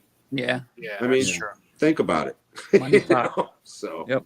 Yeah, I mean, he had hit after hit after hit for a while there. He had a great, he had a nice run. Yeah. good run, and stuff. So he's going to have some misses in there too. I Yeah. just thought I'd bring that up while we were talking about it because Yeah, it was you- like No, it's valid. I mean, Yeah. You don't really hear much about him, like doing Mhm. something new or anything. Yeah, it's funny that you brought that up because recently some people have been talking about him for some other reason, like he was canceled or something, and I don't know what that was for. But didn't he direct the Coming to America sequel? Because I know he directed the original one. Yeah, I'm not really sure if he had anything to do with the Let me second see. one. Nope. Oh, he didn't. Okay, because No, I never saw it. I have no idea. I didn't either. No, he did Beverly Hills Cop 3. Yeah, I know. I know him and Eddie Murphy had kind of a falling out on that movie. Yeah, he did The Stupids, Blues Brothers 2000, Susan's Plan in '98, and the last thing he Blues- did was Blues Brothers 2000. That's what happened to John Landis. yeah, Yeah. that's yeah. You can't And then- That recover sucked. from that debacle. Yeah, I swear I didn't No. even watch that as much. I love the first one so much. Yeah. Oh, that I second would one never is an watch that. abomination. It is so bad. Yeah, Yeah. It's got John Goodman in it and stuff or something. yeah. Yeah. And I like Yeah. John Goodman too, but It's just a bad movie. yeah, It's a really bad movie. it just Yeah. seemed like a cash grab to me. Yeah. And it was Yeah. just like, Absolutely. Yeah. Yeah, So- Blues Brothers has to be one of my favorites though. The first Oh, one. yeah. The original's a classic. You know, I it's just probably- I just watched that yesterday, as a matter of fact, Blues Brothers, because it was on again. I just, Oh wow. just watched it. Okay, Alright, who's up? Number two. Many. Number two is another Hitchcock one, Psycho. nice. I Mhm. can't believe it. I was the first one to bring that up because I even said to Sean, I was like, "Oh, we're gonna have probably about 3 or 4, that we all agree on." Nightmare was one of them, Mhm. but Mhm. Psycho scared the hell out of me when I first watched it, and Yeah. it was on a local UHF channel, Channel Mhm. 48. And I didn't leave sitting in front of the TV with my uncle, because he was like, "Oh, you can't miss anything," and I sat through every commercial. I think it was like 3 hours at that time. And you were Right. just sitting Indian style in front of the TV watching it, and I was just mesmerized by everything. Yep. Yeah. Just a great movie. Yes, Yep. it is. Oh yeah. And part 2 is really good. Yeah, I was going to say Psycho 2 is 1,000 times better than it has any right to be. It is so Okay, I good. never seen that. Psycho Oh, 2 it's- is damn near. I'm going to catch some flack for this. Okay. I actually prefer Psycho 2 to Wow. Psycho. I'm not saying it's a better movie Yeah, I got Okay. you. because you can't match Hitchcock. Okay. Right. But Psycho 2 is, like I said, it's 1,000 times better than it has Yeah. any right to be. It is so good.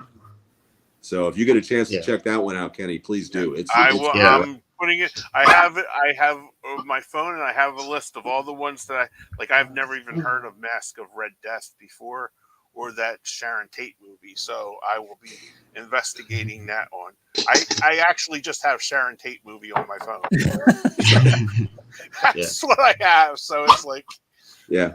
I saw Psycho 2 actually before I saw the original. So that might be why I prefer it.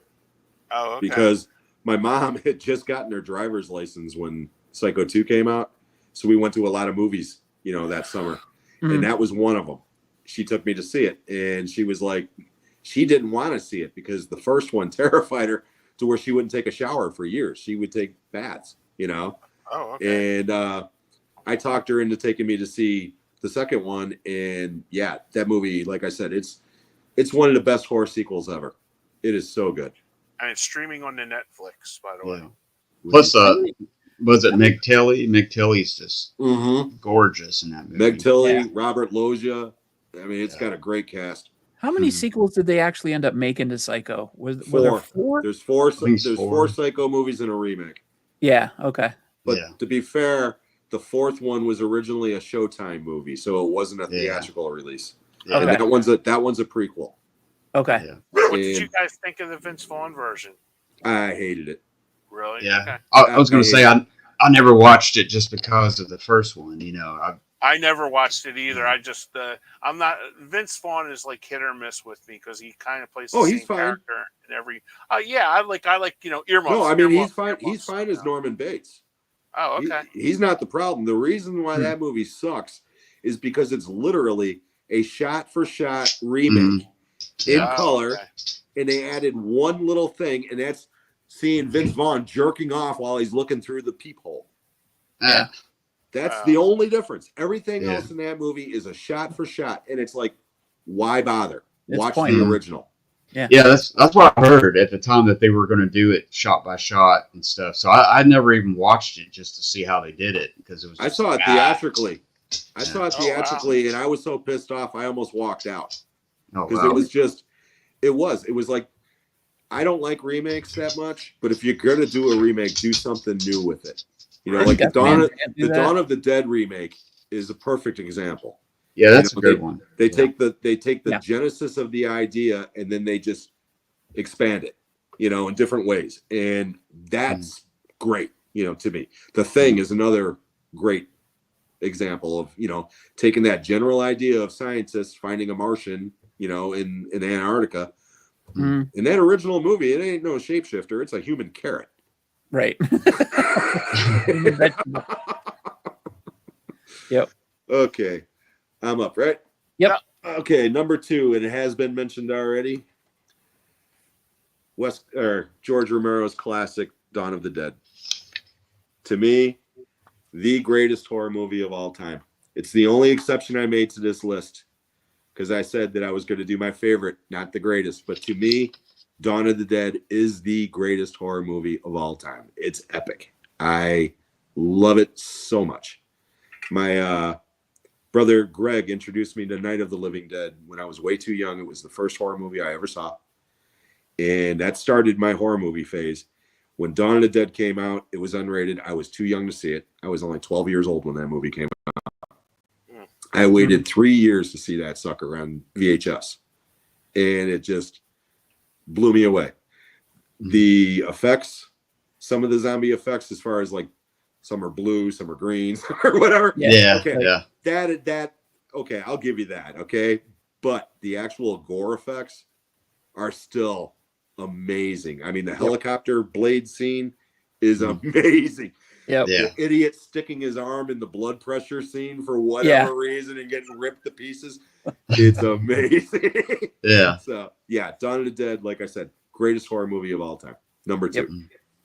Yeah. Good pick. Good pick. My number 2, I'm going to go with Dario Argento. I'm going to go with Suspiria. Ooh. Nice. And the original. And I mean, I don't know. I just this year, I just saw his other earlier, what was it?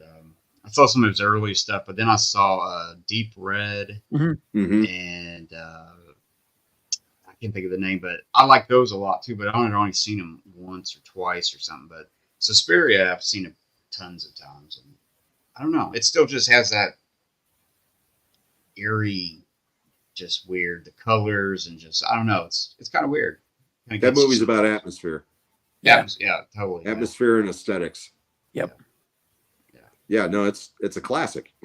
How do you Yeah. feel about the remake, Mike? The remake was not too bad. I mean, it was. I don't know. They just kind of upped it a little bit with the special effects and did some stuff a little better. But yeah, I mean, it was a good, another version of kind of story. And I've only seen it a couple times though. It's been a while, but I didn't dislike it. When I saw it first. I really like the remake for what it is. I just think it's too long. Yeah. I think that's the only gripe about it for me. It is a little longer. And Tilda Swinton is friggin' awesome in that movie. She plays like 4 different characters. I mean, Oh, really? Oh yeah, she plays like the main witch, in charge of the dance academy. Mhm. She plays an old man. She plays another witch at the end of the movie, and she plays another character who is escaping me right now, some German detective or some shit. But yeah, Okay. she plays like 4 different characters in that movie. That's awesome. Wow, I don't even remember that. It must have been a minute since I've seen it. I need to rewatch it. But yeah, it's cool. That's cool. I have not seen the remake. I've seen the original. I find the Italian stuff.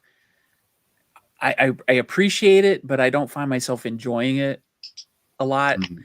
It's something I got into later. I think if I would have gotten into it younger, maybe I would have appreciated it more. Maybe. I don't know. It's hard to say why I don't Yeah. appreciate it as much. Maybe I'm just not going into it with the right frame of mind, but I did enjoy Suspiria a lot, and Deep Red too. Deep Red's great. Deep Red. Yeah, I like that. Deep Red, I actually like Deep Red more than Suspiria. Me too. I was gonna say, Sean. Yeah, I think I do like Deep Red better than Suspiria sometimes. I don't know. I guess it's one of those. What day is it? I might like it. You know, stuff they kind of switch and stuff. But I was really impressed with that. I saw it. Liked it a lot. But yeah, some of the like I guess it would be Gialli. I guess. Stuff. So it's kind of give it. You know, I don't know. Take it or leave it. Sometimes it's all right. You know. Yeah. Style over substance is the way I always looked at it. Yeah. You know, it's got a very specific aesthetic to it, and I'm kind of like right there with you, Sean. I respect it more than I enjoy it. Yeah. Yeah. You know? I get the atmosphere, and I get that there's a lot of criteria to it, and I understand why people enjoy it, but I'm just like, okay. Yeah, I'd rather watch another Jason movie. Yeah. I'm sorry. I would. I mean, I definitely respect it for what it is, but yeah, I don't know. This year I saw for the first time. It was from 1985. I can't think of the name of it. I want to say Zombie, but it's not Zombie. There's two of them. Demons. Yeah, Demon. Oh, Demons. Yeah, the first one. Yeah, I thought that was pretty cool actually. Yeah, Demons is fun. Yeah, it's got a pretty decent soundtrack. It's kind of techno-y, synthy, and I didn't expect it to be that deep. Pretty decent. They're stuck in a movie theater trying to get out and stuff. It's pretty cool. I have not seen that one. That one I want to check out. I find myself liking the soundtracks a lot though. The music is usually pretty good. Yeah, especially when it's Goblin. Yeah, I was going to say Goblin. Yeah, they actually came to Cleveland not too long ago. I forget which movie it was, but they actually did a performance during a film, and I didn't get a chance to go. I was going to go, and I didn't get a chance to go. But yeah, I heard about that. I think it was going to be in another state, but not like maybe a 2-hour drive for me. I ended up. I guess I forgot about it or something. But yeah. Yeah. Do you remember what movie it was? Because they were doing it like a tour. It was. Gosh, I can't think of it. It wasn't Suspiria. I don't think. I can't remember what it was. I just know Goblin was going to be playing. Yeah. To something. I can't think of it. Yeah. Yeah. It was only 30 minutes from my house, and I didn't end up going. Yeah. I'm still kicking myself for it. Oh well. Yeah, but Goblin's pretty cool. I mean, they're kind of underrated, you know, as far as film composers and stuff. Right. Yeah, definitely. All right, my number 2 has made the list of many of you guys. It is Halloween,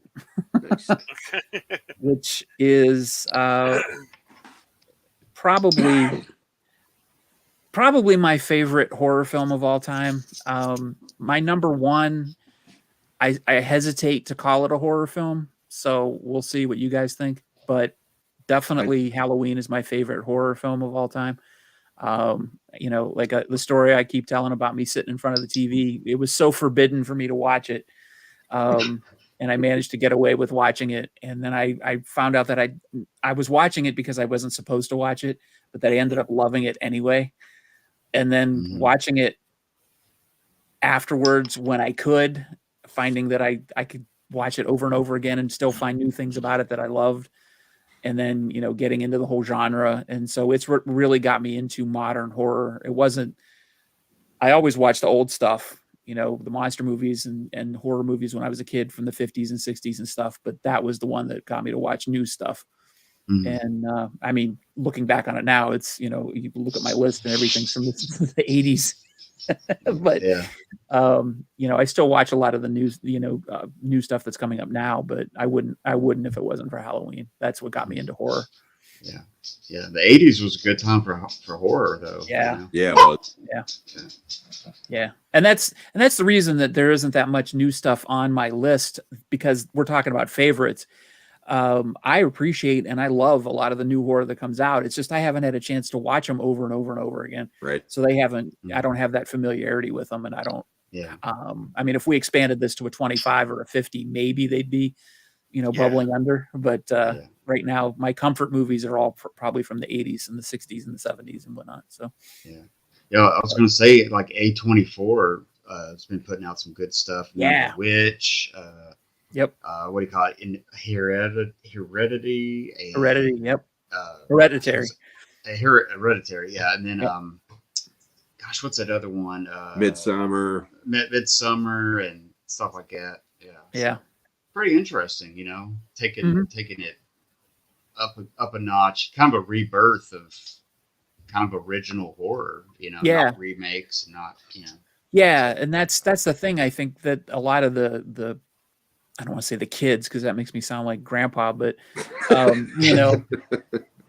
like modern audiences, they just keep getting rehashes of the same shit we watched in the 80s. And yeah, when the new studios come out with stuff that's not just rehashed old crap, I think that's great. That's one of the things that I like about the Terrifier movies Oh, yeah. with Art Yeah. the Clown. They finally got their own horror icon of their own, Yeah. which is cool. They've got their own Yeah. Freddy, they've got their own Michael Myers, and he's great.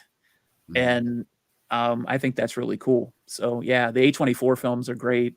Neon now is coming out with some good ones, like Long Legs, and I haven't seen it yet, but I just got it today. The Cuckoo, I think, is supposed to be pretty good. It's actually going to be on my Halloween 15 this year, so we'll see if that turns out to be pretty good.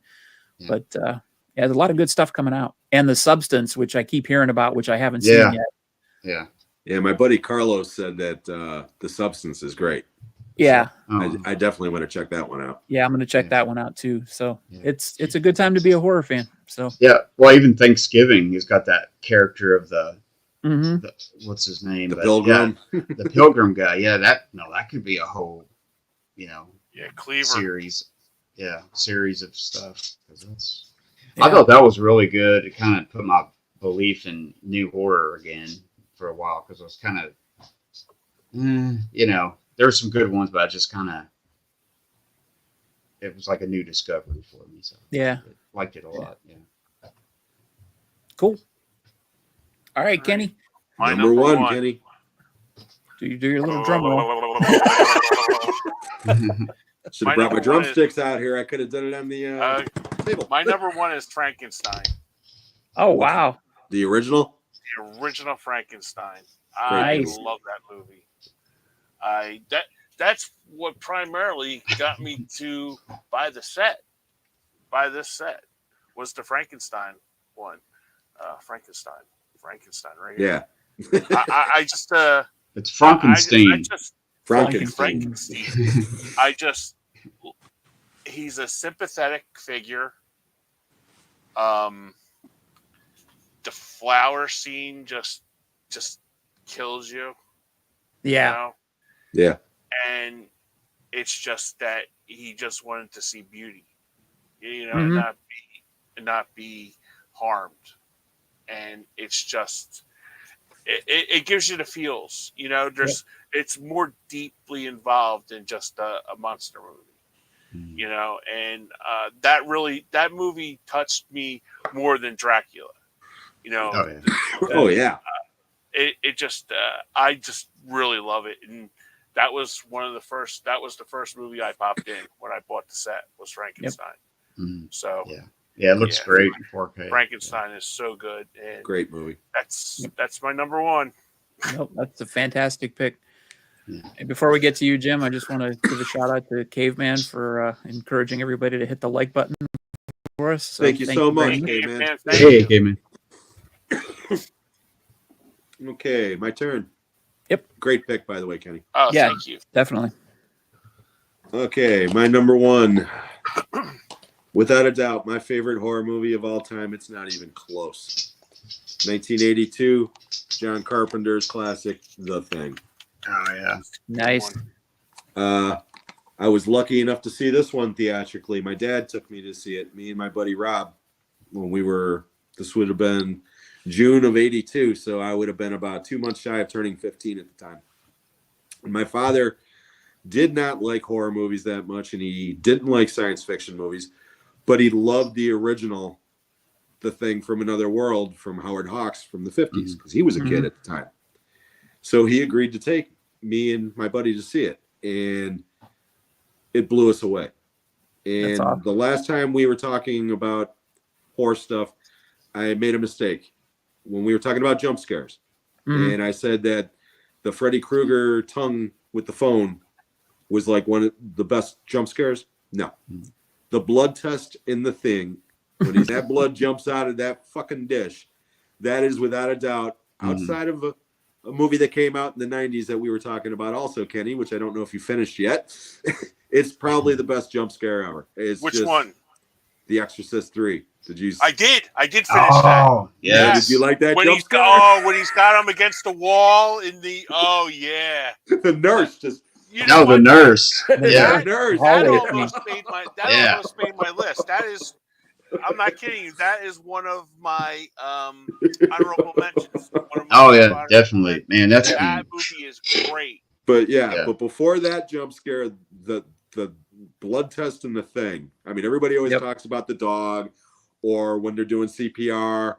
Yep. No, that blood jumping out of that friggin' dish. I mean, I literally threw my popcorn all over my father, started screaming like a little bitch. I mean, it was just, oh my God, but Yeah. yeah, The Thing, it just gets better every time I watch it. I mean, I've seen it so many times and I never get bored with it.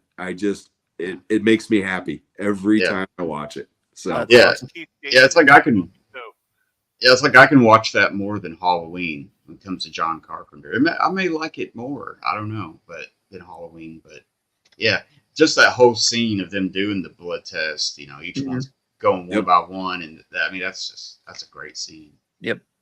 yeah, you could take all the gore out of that movie and it would still be the perfect movie about paranoia. It's just, it is so good. Yeah, very good. Very cool. I guess my number one, still to this day, I don't know. It's just got the creep factor. The Exorcist, the original Exorcist. Nice. I was waiting for that to come up somewhere. Yeah, it's like I have to put that in there because it used to get me a lot. You try to watch it by yourself in the dark sometimes, even as a grown up, and you're just like, it just gives you the willies sometimes. But that scene in part 3. Now, Exorcist 3 is a good movie. But man, that jump scare was like the first jump scare that got me in years and years and years, and it really jumped. I really jumped. It was just like, whoa, that is creepy as hell. It's so good. Yeah. And I hate jump scares. I think they're cheap, but when they're done correctly, I'll forgive them. And yeah, that jump scare is so good. Yep. Did not see it coming. No, whatsoever. it just comes out of nowhere. And that's what makes it so effective. Yeah, sometimes you can predict the jump scares in movies. Yeah. It's going to be here or be there or something, but that got me. It just got me. Yeah, that's. I think I told the story last week or last show about how I was watching that movie in a theater on a Saturday afternoon, and it was rainy outside, and I was in the theater pretty much by myself, so it was super creepy anyway. and then that happened. Oh my God, I was scared shitless, man. That was crazy. But like I said, the sound design on that film is fantastic. So if you can get the opportunity to watch that movie with a surround sound system, it's amazing. Amazing. All right. And to this day, I've still not seen Exorcist Part 2. I still have not seen it. Yeah. I know. It's like I hear different stuff about it. That movie's a piece of shit. Yeah, that's what I've heard. Yeah. It is so bad. Unless you want to laugh at a bad movie. I mean, because considering the talent involved with that movie, you would think that they were trying to make a bad movie because it is laughably bad. Yeah. Yeah, that's a weird trilogy. You know what I mean? It's got like the classic. It's got this pile of junk in the middle, and then it's got this really good third part of. It's probably the best number 3 in movie history or something. You know what I mean? Like it's up number. there. Yeah, number 3s are usually not that great, but man, that was. Yeah, the number 2, Exorcist 2, The Heretic, it was just a cash grab, really. And then William Peter Blatty wrote Legion as a book, and then he wrote the script and directed the movie for Exorcist 3. So it's the true sequel. So 2 doesn't really actually exist. Well, not in this dojo. Yeah. If you want to make, there's a case you can make that the 9th configuration is also a sequel, but that's another show. Yeah. That'll take 2 hours just to figure out what the hell that movie's about. Oh, that's one of my favorite movies of all time. Oh, So, it's crazy. yeah, It's a I love crazy that movie. movie. All right, I'm gonna get into my number one here. This was tough because when you think horror, you don't necessarily think of this movie. Maybe you do, maybe you don't. I kind of waffled on it, but I'm gonna stick with it. It's Jaws. I knew that was going to be number one for you. Yeah, I knew that was going to be number one. yeah. It's my favorite movie of all time, but it's an adventure film, but it's a drama, but it's a horror film at its heart, I think. So I went with it. Psycho almost made my list too, but it's a horror film, but it's not as much of a horror film to me as Jaws is. So, Yeah. And that's totally subjective, and I totally would admit if I was wrong. If you made your case, I would say, yeah, you're right, and whatever. But Jaws is my number one. I've seen that movie more than anything other than Star Wars. I watch it all the time. I watch it multiple times per year. It never gets old. Mm-hmm. And it's my favorite summer movie. Summer type movie, but I can watch it anytime. It's just it's great. I was going through my Letterboxd history, and I was trying to just pick what my favorite horror movies were, and I sorted through my diary of 5-star horror films, and I saw how many times I've watched Jaws over the last 15 years. I was like, this is ridiculous. It's literally the most watched movie I've had in there. So it had to be number one. So Jaws is probably my favorite movie of all time. Yeah. But I don't really consider it a horror movie, so that's why it didn't make my list. Yeah. That's the one I was talking about yesterday when we were talking. Yep. I kind of figured it would be. Yeah. And Alien is the other one. Yep. Alien to me is, yes, it's a horror movie, but to me, at the end of the day, the original Alien is a science fiction movie. It's a science fiction movie, yeah. Whereas Aliens is an action movie set in space. Yep. Oh, okay. I thought you were talking about aliens. Okay. Yeah. Like with Jaws, I mean, it all takes place during the day, pretty much, until they do the ending, and they're out in on the boat. Right. But like if it took place during nighttime, I mean, some of those attacks and stuff would really be, those are some good attacks and stuff. They're really good. There's scary moments in Jaws, no doubt about it. Yeah. And it definitely got into people's psyche after they left the theater because people didn't want to go in the water. And that's the ultimate payoff for a horror movie. So if it could get into your psyche like that and really screw with you and make you scared of the water, or unfortunately cause people to go out and kill a whole bunch of sharks for no reason, unfortunately it did that. But it definitely had some psychological power over some people. So I would consider it a horror movie, but I would be perfectly acceptable if you said, no, I don't think it's a horror movie. So Jim, I totally agree with you. Okay, cool. Don't get mad. Well, that's what makes it such a classic movie, because it's got all the different genres kind of rolled up into one, and it's just encapsulates all the stuff. It's just great. Yep. All right, Kenny, what are your honorable mentions? Okay, I had 5 honorable mentions. 5. Hey, we're running short on time here, buddy. Okay, yeah. I'll just read them off. Ghost Ship, Nice. House of Wax, Alien, Ghost of Mr. Chicken, and Exorcist 3. Nice. Ghost Ship, really? The first 10 minutes of that movie is... The beginning of that movie is outstanding. It is. It's one of the best opening scenes ever. It really is. And I almost added the Death Ship, the one with George Kennedy. Yeah, that one's... You need a tetanus shot after watching that movie. That's a lot of blood. A lot of blood. Okay, I'll stick to the 2 honorable mentions. One of which has already been mentioned. That's An American Werewolf in London. And I gotta mention Cabin in the Woods. Oh, nice. That's a good one. That's a great pick. Yeah. That's a great pick. I really enjoyed that. After one watch, that was definitely on a list of favorites for me. But it's so much fun. Yeah. At the ending of that is fantastic. Yep. Mike? Well, man, I don't know. I don't know if I would say this is like a favorite or anything, but first time I saw VHS, that one, it's like a series of Short films. short films and stuff. That first one was really good. It just there were some ones in there that really creeped me out and stuff. But I don't know. I don't know. I was just thinking out loud, but I'd have to say Salem's Lot, first one. Gosh, what else? The Black Cat from 1934, Nice. Universal movie. That's a good one. I always like watching that one. Probably The Curse of Frankenstein, the Hammer first Yeah. version of their Nice. Yeah. Frankenstein. I always like that one. And I don't know. I'm going to go with like Heredity, A24. Hereditary. Yeah. Hereditary, yeah. The whole family, we all sit and we watched it on Netflix or whatever, and we were all just like, what? Afterwards, me and my wife were like, what the hell did we just see? It was like so freaking crazy and scary and creepy. It just felt like you had to take a shower or something. It was just Yeah. Tony Collette's phenomenal in that movie. Yeah. She should have got an Oscar. For Yeah, that she movie. should have. Yeah, She's that was phenomenal just- in that movie. Yeah, so it was just awesome, man. That was a good one. So yeah, I'd have to say that one for sure. Yeah. Oh shit. I just saw a picture from that movie with that little girl, and I forgot how weird she looks. Yeah, Mhm. yeah, Mhm.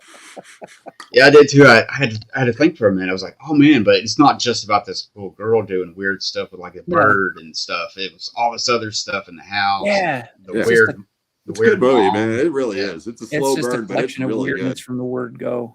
Yeah. But it's a good movie though. It's a really good movie, and Yeah, that definitely gets under your skin. Totally Mhm. agree. Good pick. Yeah, definitely. My honorable mentions are Exorcist 3, which seems to be the underdog of the night, and Phantasm from '79. Yeah. Nice. Yeah. Nice.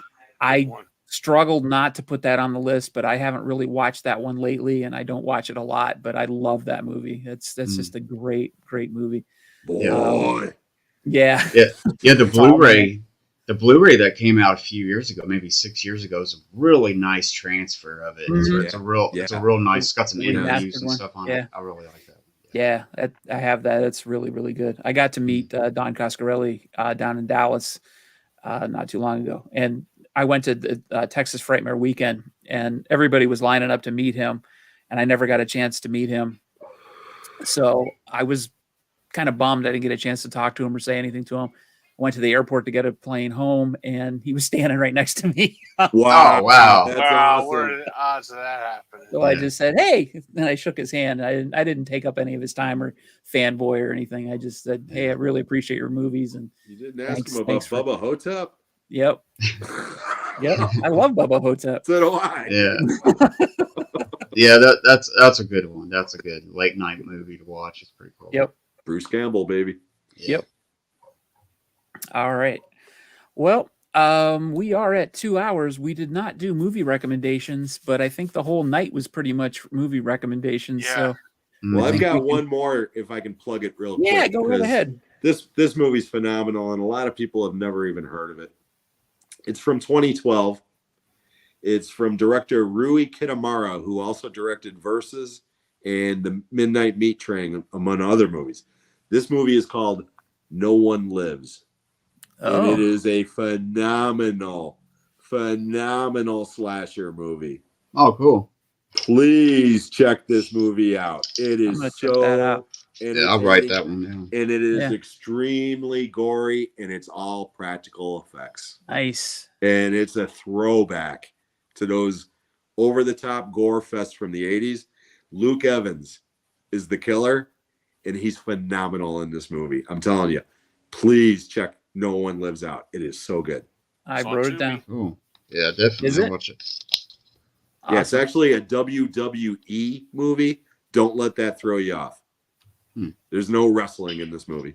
Okay, it's really good. It's really All right, good. we'll check. Yeah, that and Train to Busan. I definitely want to try to see that now. And I've been you talked about for years, or I've heard about for years. Awesome. Oh, it didn't pass the test. I checked to see. Oh, wait a minute. I checked Fossum to see if No One Lives is on there, and it is. There you go. Yep. Oh, cool. Yeah, that movie is so much fun. I don't know, Kenny. We might have a challenger for Tubi. I know. Uh-oh. Maybe they'll sponsor you, Kenny. That would be cool, wouldn't it? Those Yeah, TV bastards. I might send him an email. Yeah. That would be cool. Yeah, Tubi should really do that, man. I could see that, like Kenny's Pick, or something. Yep. Like, I don't know. Yeah, I mean, you give total love to Tubi, and I've got to. absolutely. Kenny is I the saw- one-man PR machine. I Mhm. did send him an email about it, so. and I think we ought haven't to heard just back. flood social media with Tubi. Free the Yeah. Kenny cut. Well, if you notice all of my publicity, I always put Tubi on there. There you go. You know? So Yeah. Yeah. I watch Tubi more nowadays. I mean, I Oh, used yeah. to watch it here and there, but since you talk about it, I check it out more, see Yep. what's on there. Yep. and it's crazy the length, the depth of movies that they have on there. Mhm. And I find it really fun. So I'm looking forward to checking out Fossum. Yeah, yeah. Not to take away from Tubi, but Not to take away from Tubi. Tubi's just my to give our audience another my place to look for go-to. movies. Yeah, That's but right. That's another place to check out. And And please it's support free. physical media audience. Yes, yeah. And I will never take away from physical media. Never. Yeah. No, because a lot of the times that I'll check them out on Tubi, I'll buy them on physical media if I like Yeah. it. There was a Yeah. couple I just got from Hamilton Book that I watched on Tubi. One that Sean mentioned on his 15 is Halloween 15. Awesome. Oh, which one did you pick up? That I picked up. Oh, goodness gracious. I'll put you on the spot. Yeah, let me be quick about it. Yeah, we're running long here. Come on. Yeah, I'm sorry. Come on, Tubby. I was They're I was watching. just, I've been getting a lot of Deadpool and compliments Wolverine on today. my. It's almost over. Come on. I've been getting a lot of compliments on my Thank you, motorcycle Texas. shirt. Yeah, thank you, So, Texas. Appreciate it. Mhm. Well, while you're looking, Kenny, thanks, Mike, for coming on and sharing your thoughts with us. Appreciate Thank it. you so much, Mike. Yeah, no problem. Great as always. I do have a lot of fun, Coming home in sharing the dark. stuff with you guys. And What, Kenny? I'm we- sorry. Coming home in the dark. Coming home in the dark. I think that's one that you. I've never heard of that movie. Happy Scrappy Hero Pup. No. I thought that was the one that you had brought up about the. Oh, I figured fuck, that would get fuck you guys! Happy Scrappy Hero Pup.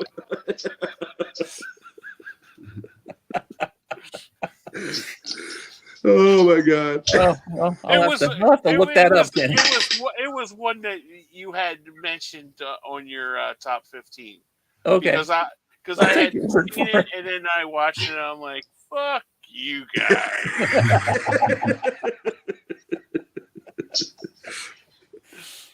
Oh my God.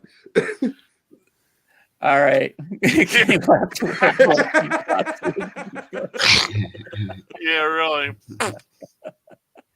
All right, let's wrap her up tonight. All So right. thanks, everybody. Thanks for watching. Happy Halloween, everybody. Happy Yeah, Yeah. happy Halloween. And we will catch you next month. The next show is November 5th, Election Day. Please So, vote.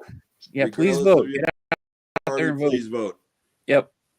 So, thanks for watching, everybody. Everybody, take Thank it you easy. so much, everybody. Good Yeah, night. thank you Yeah. guys. Yeah, thanks for having me again. No, Thanks no for being problem. here, Mike. Thank you. Thank you. Yeah.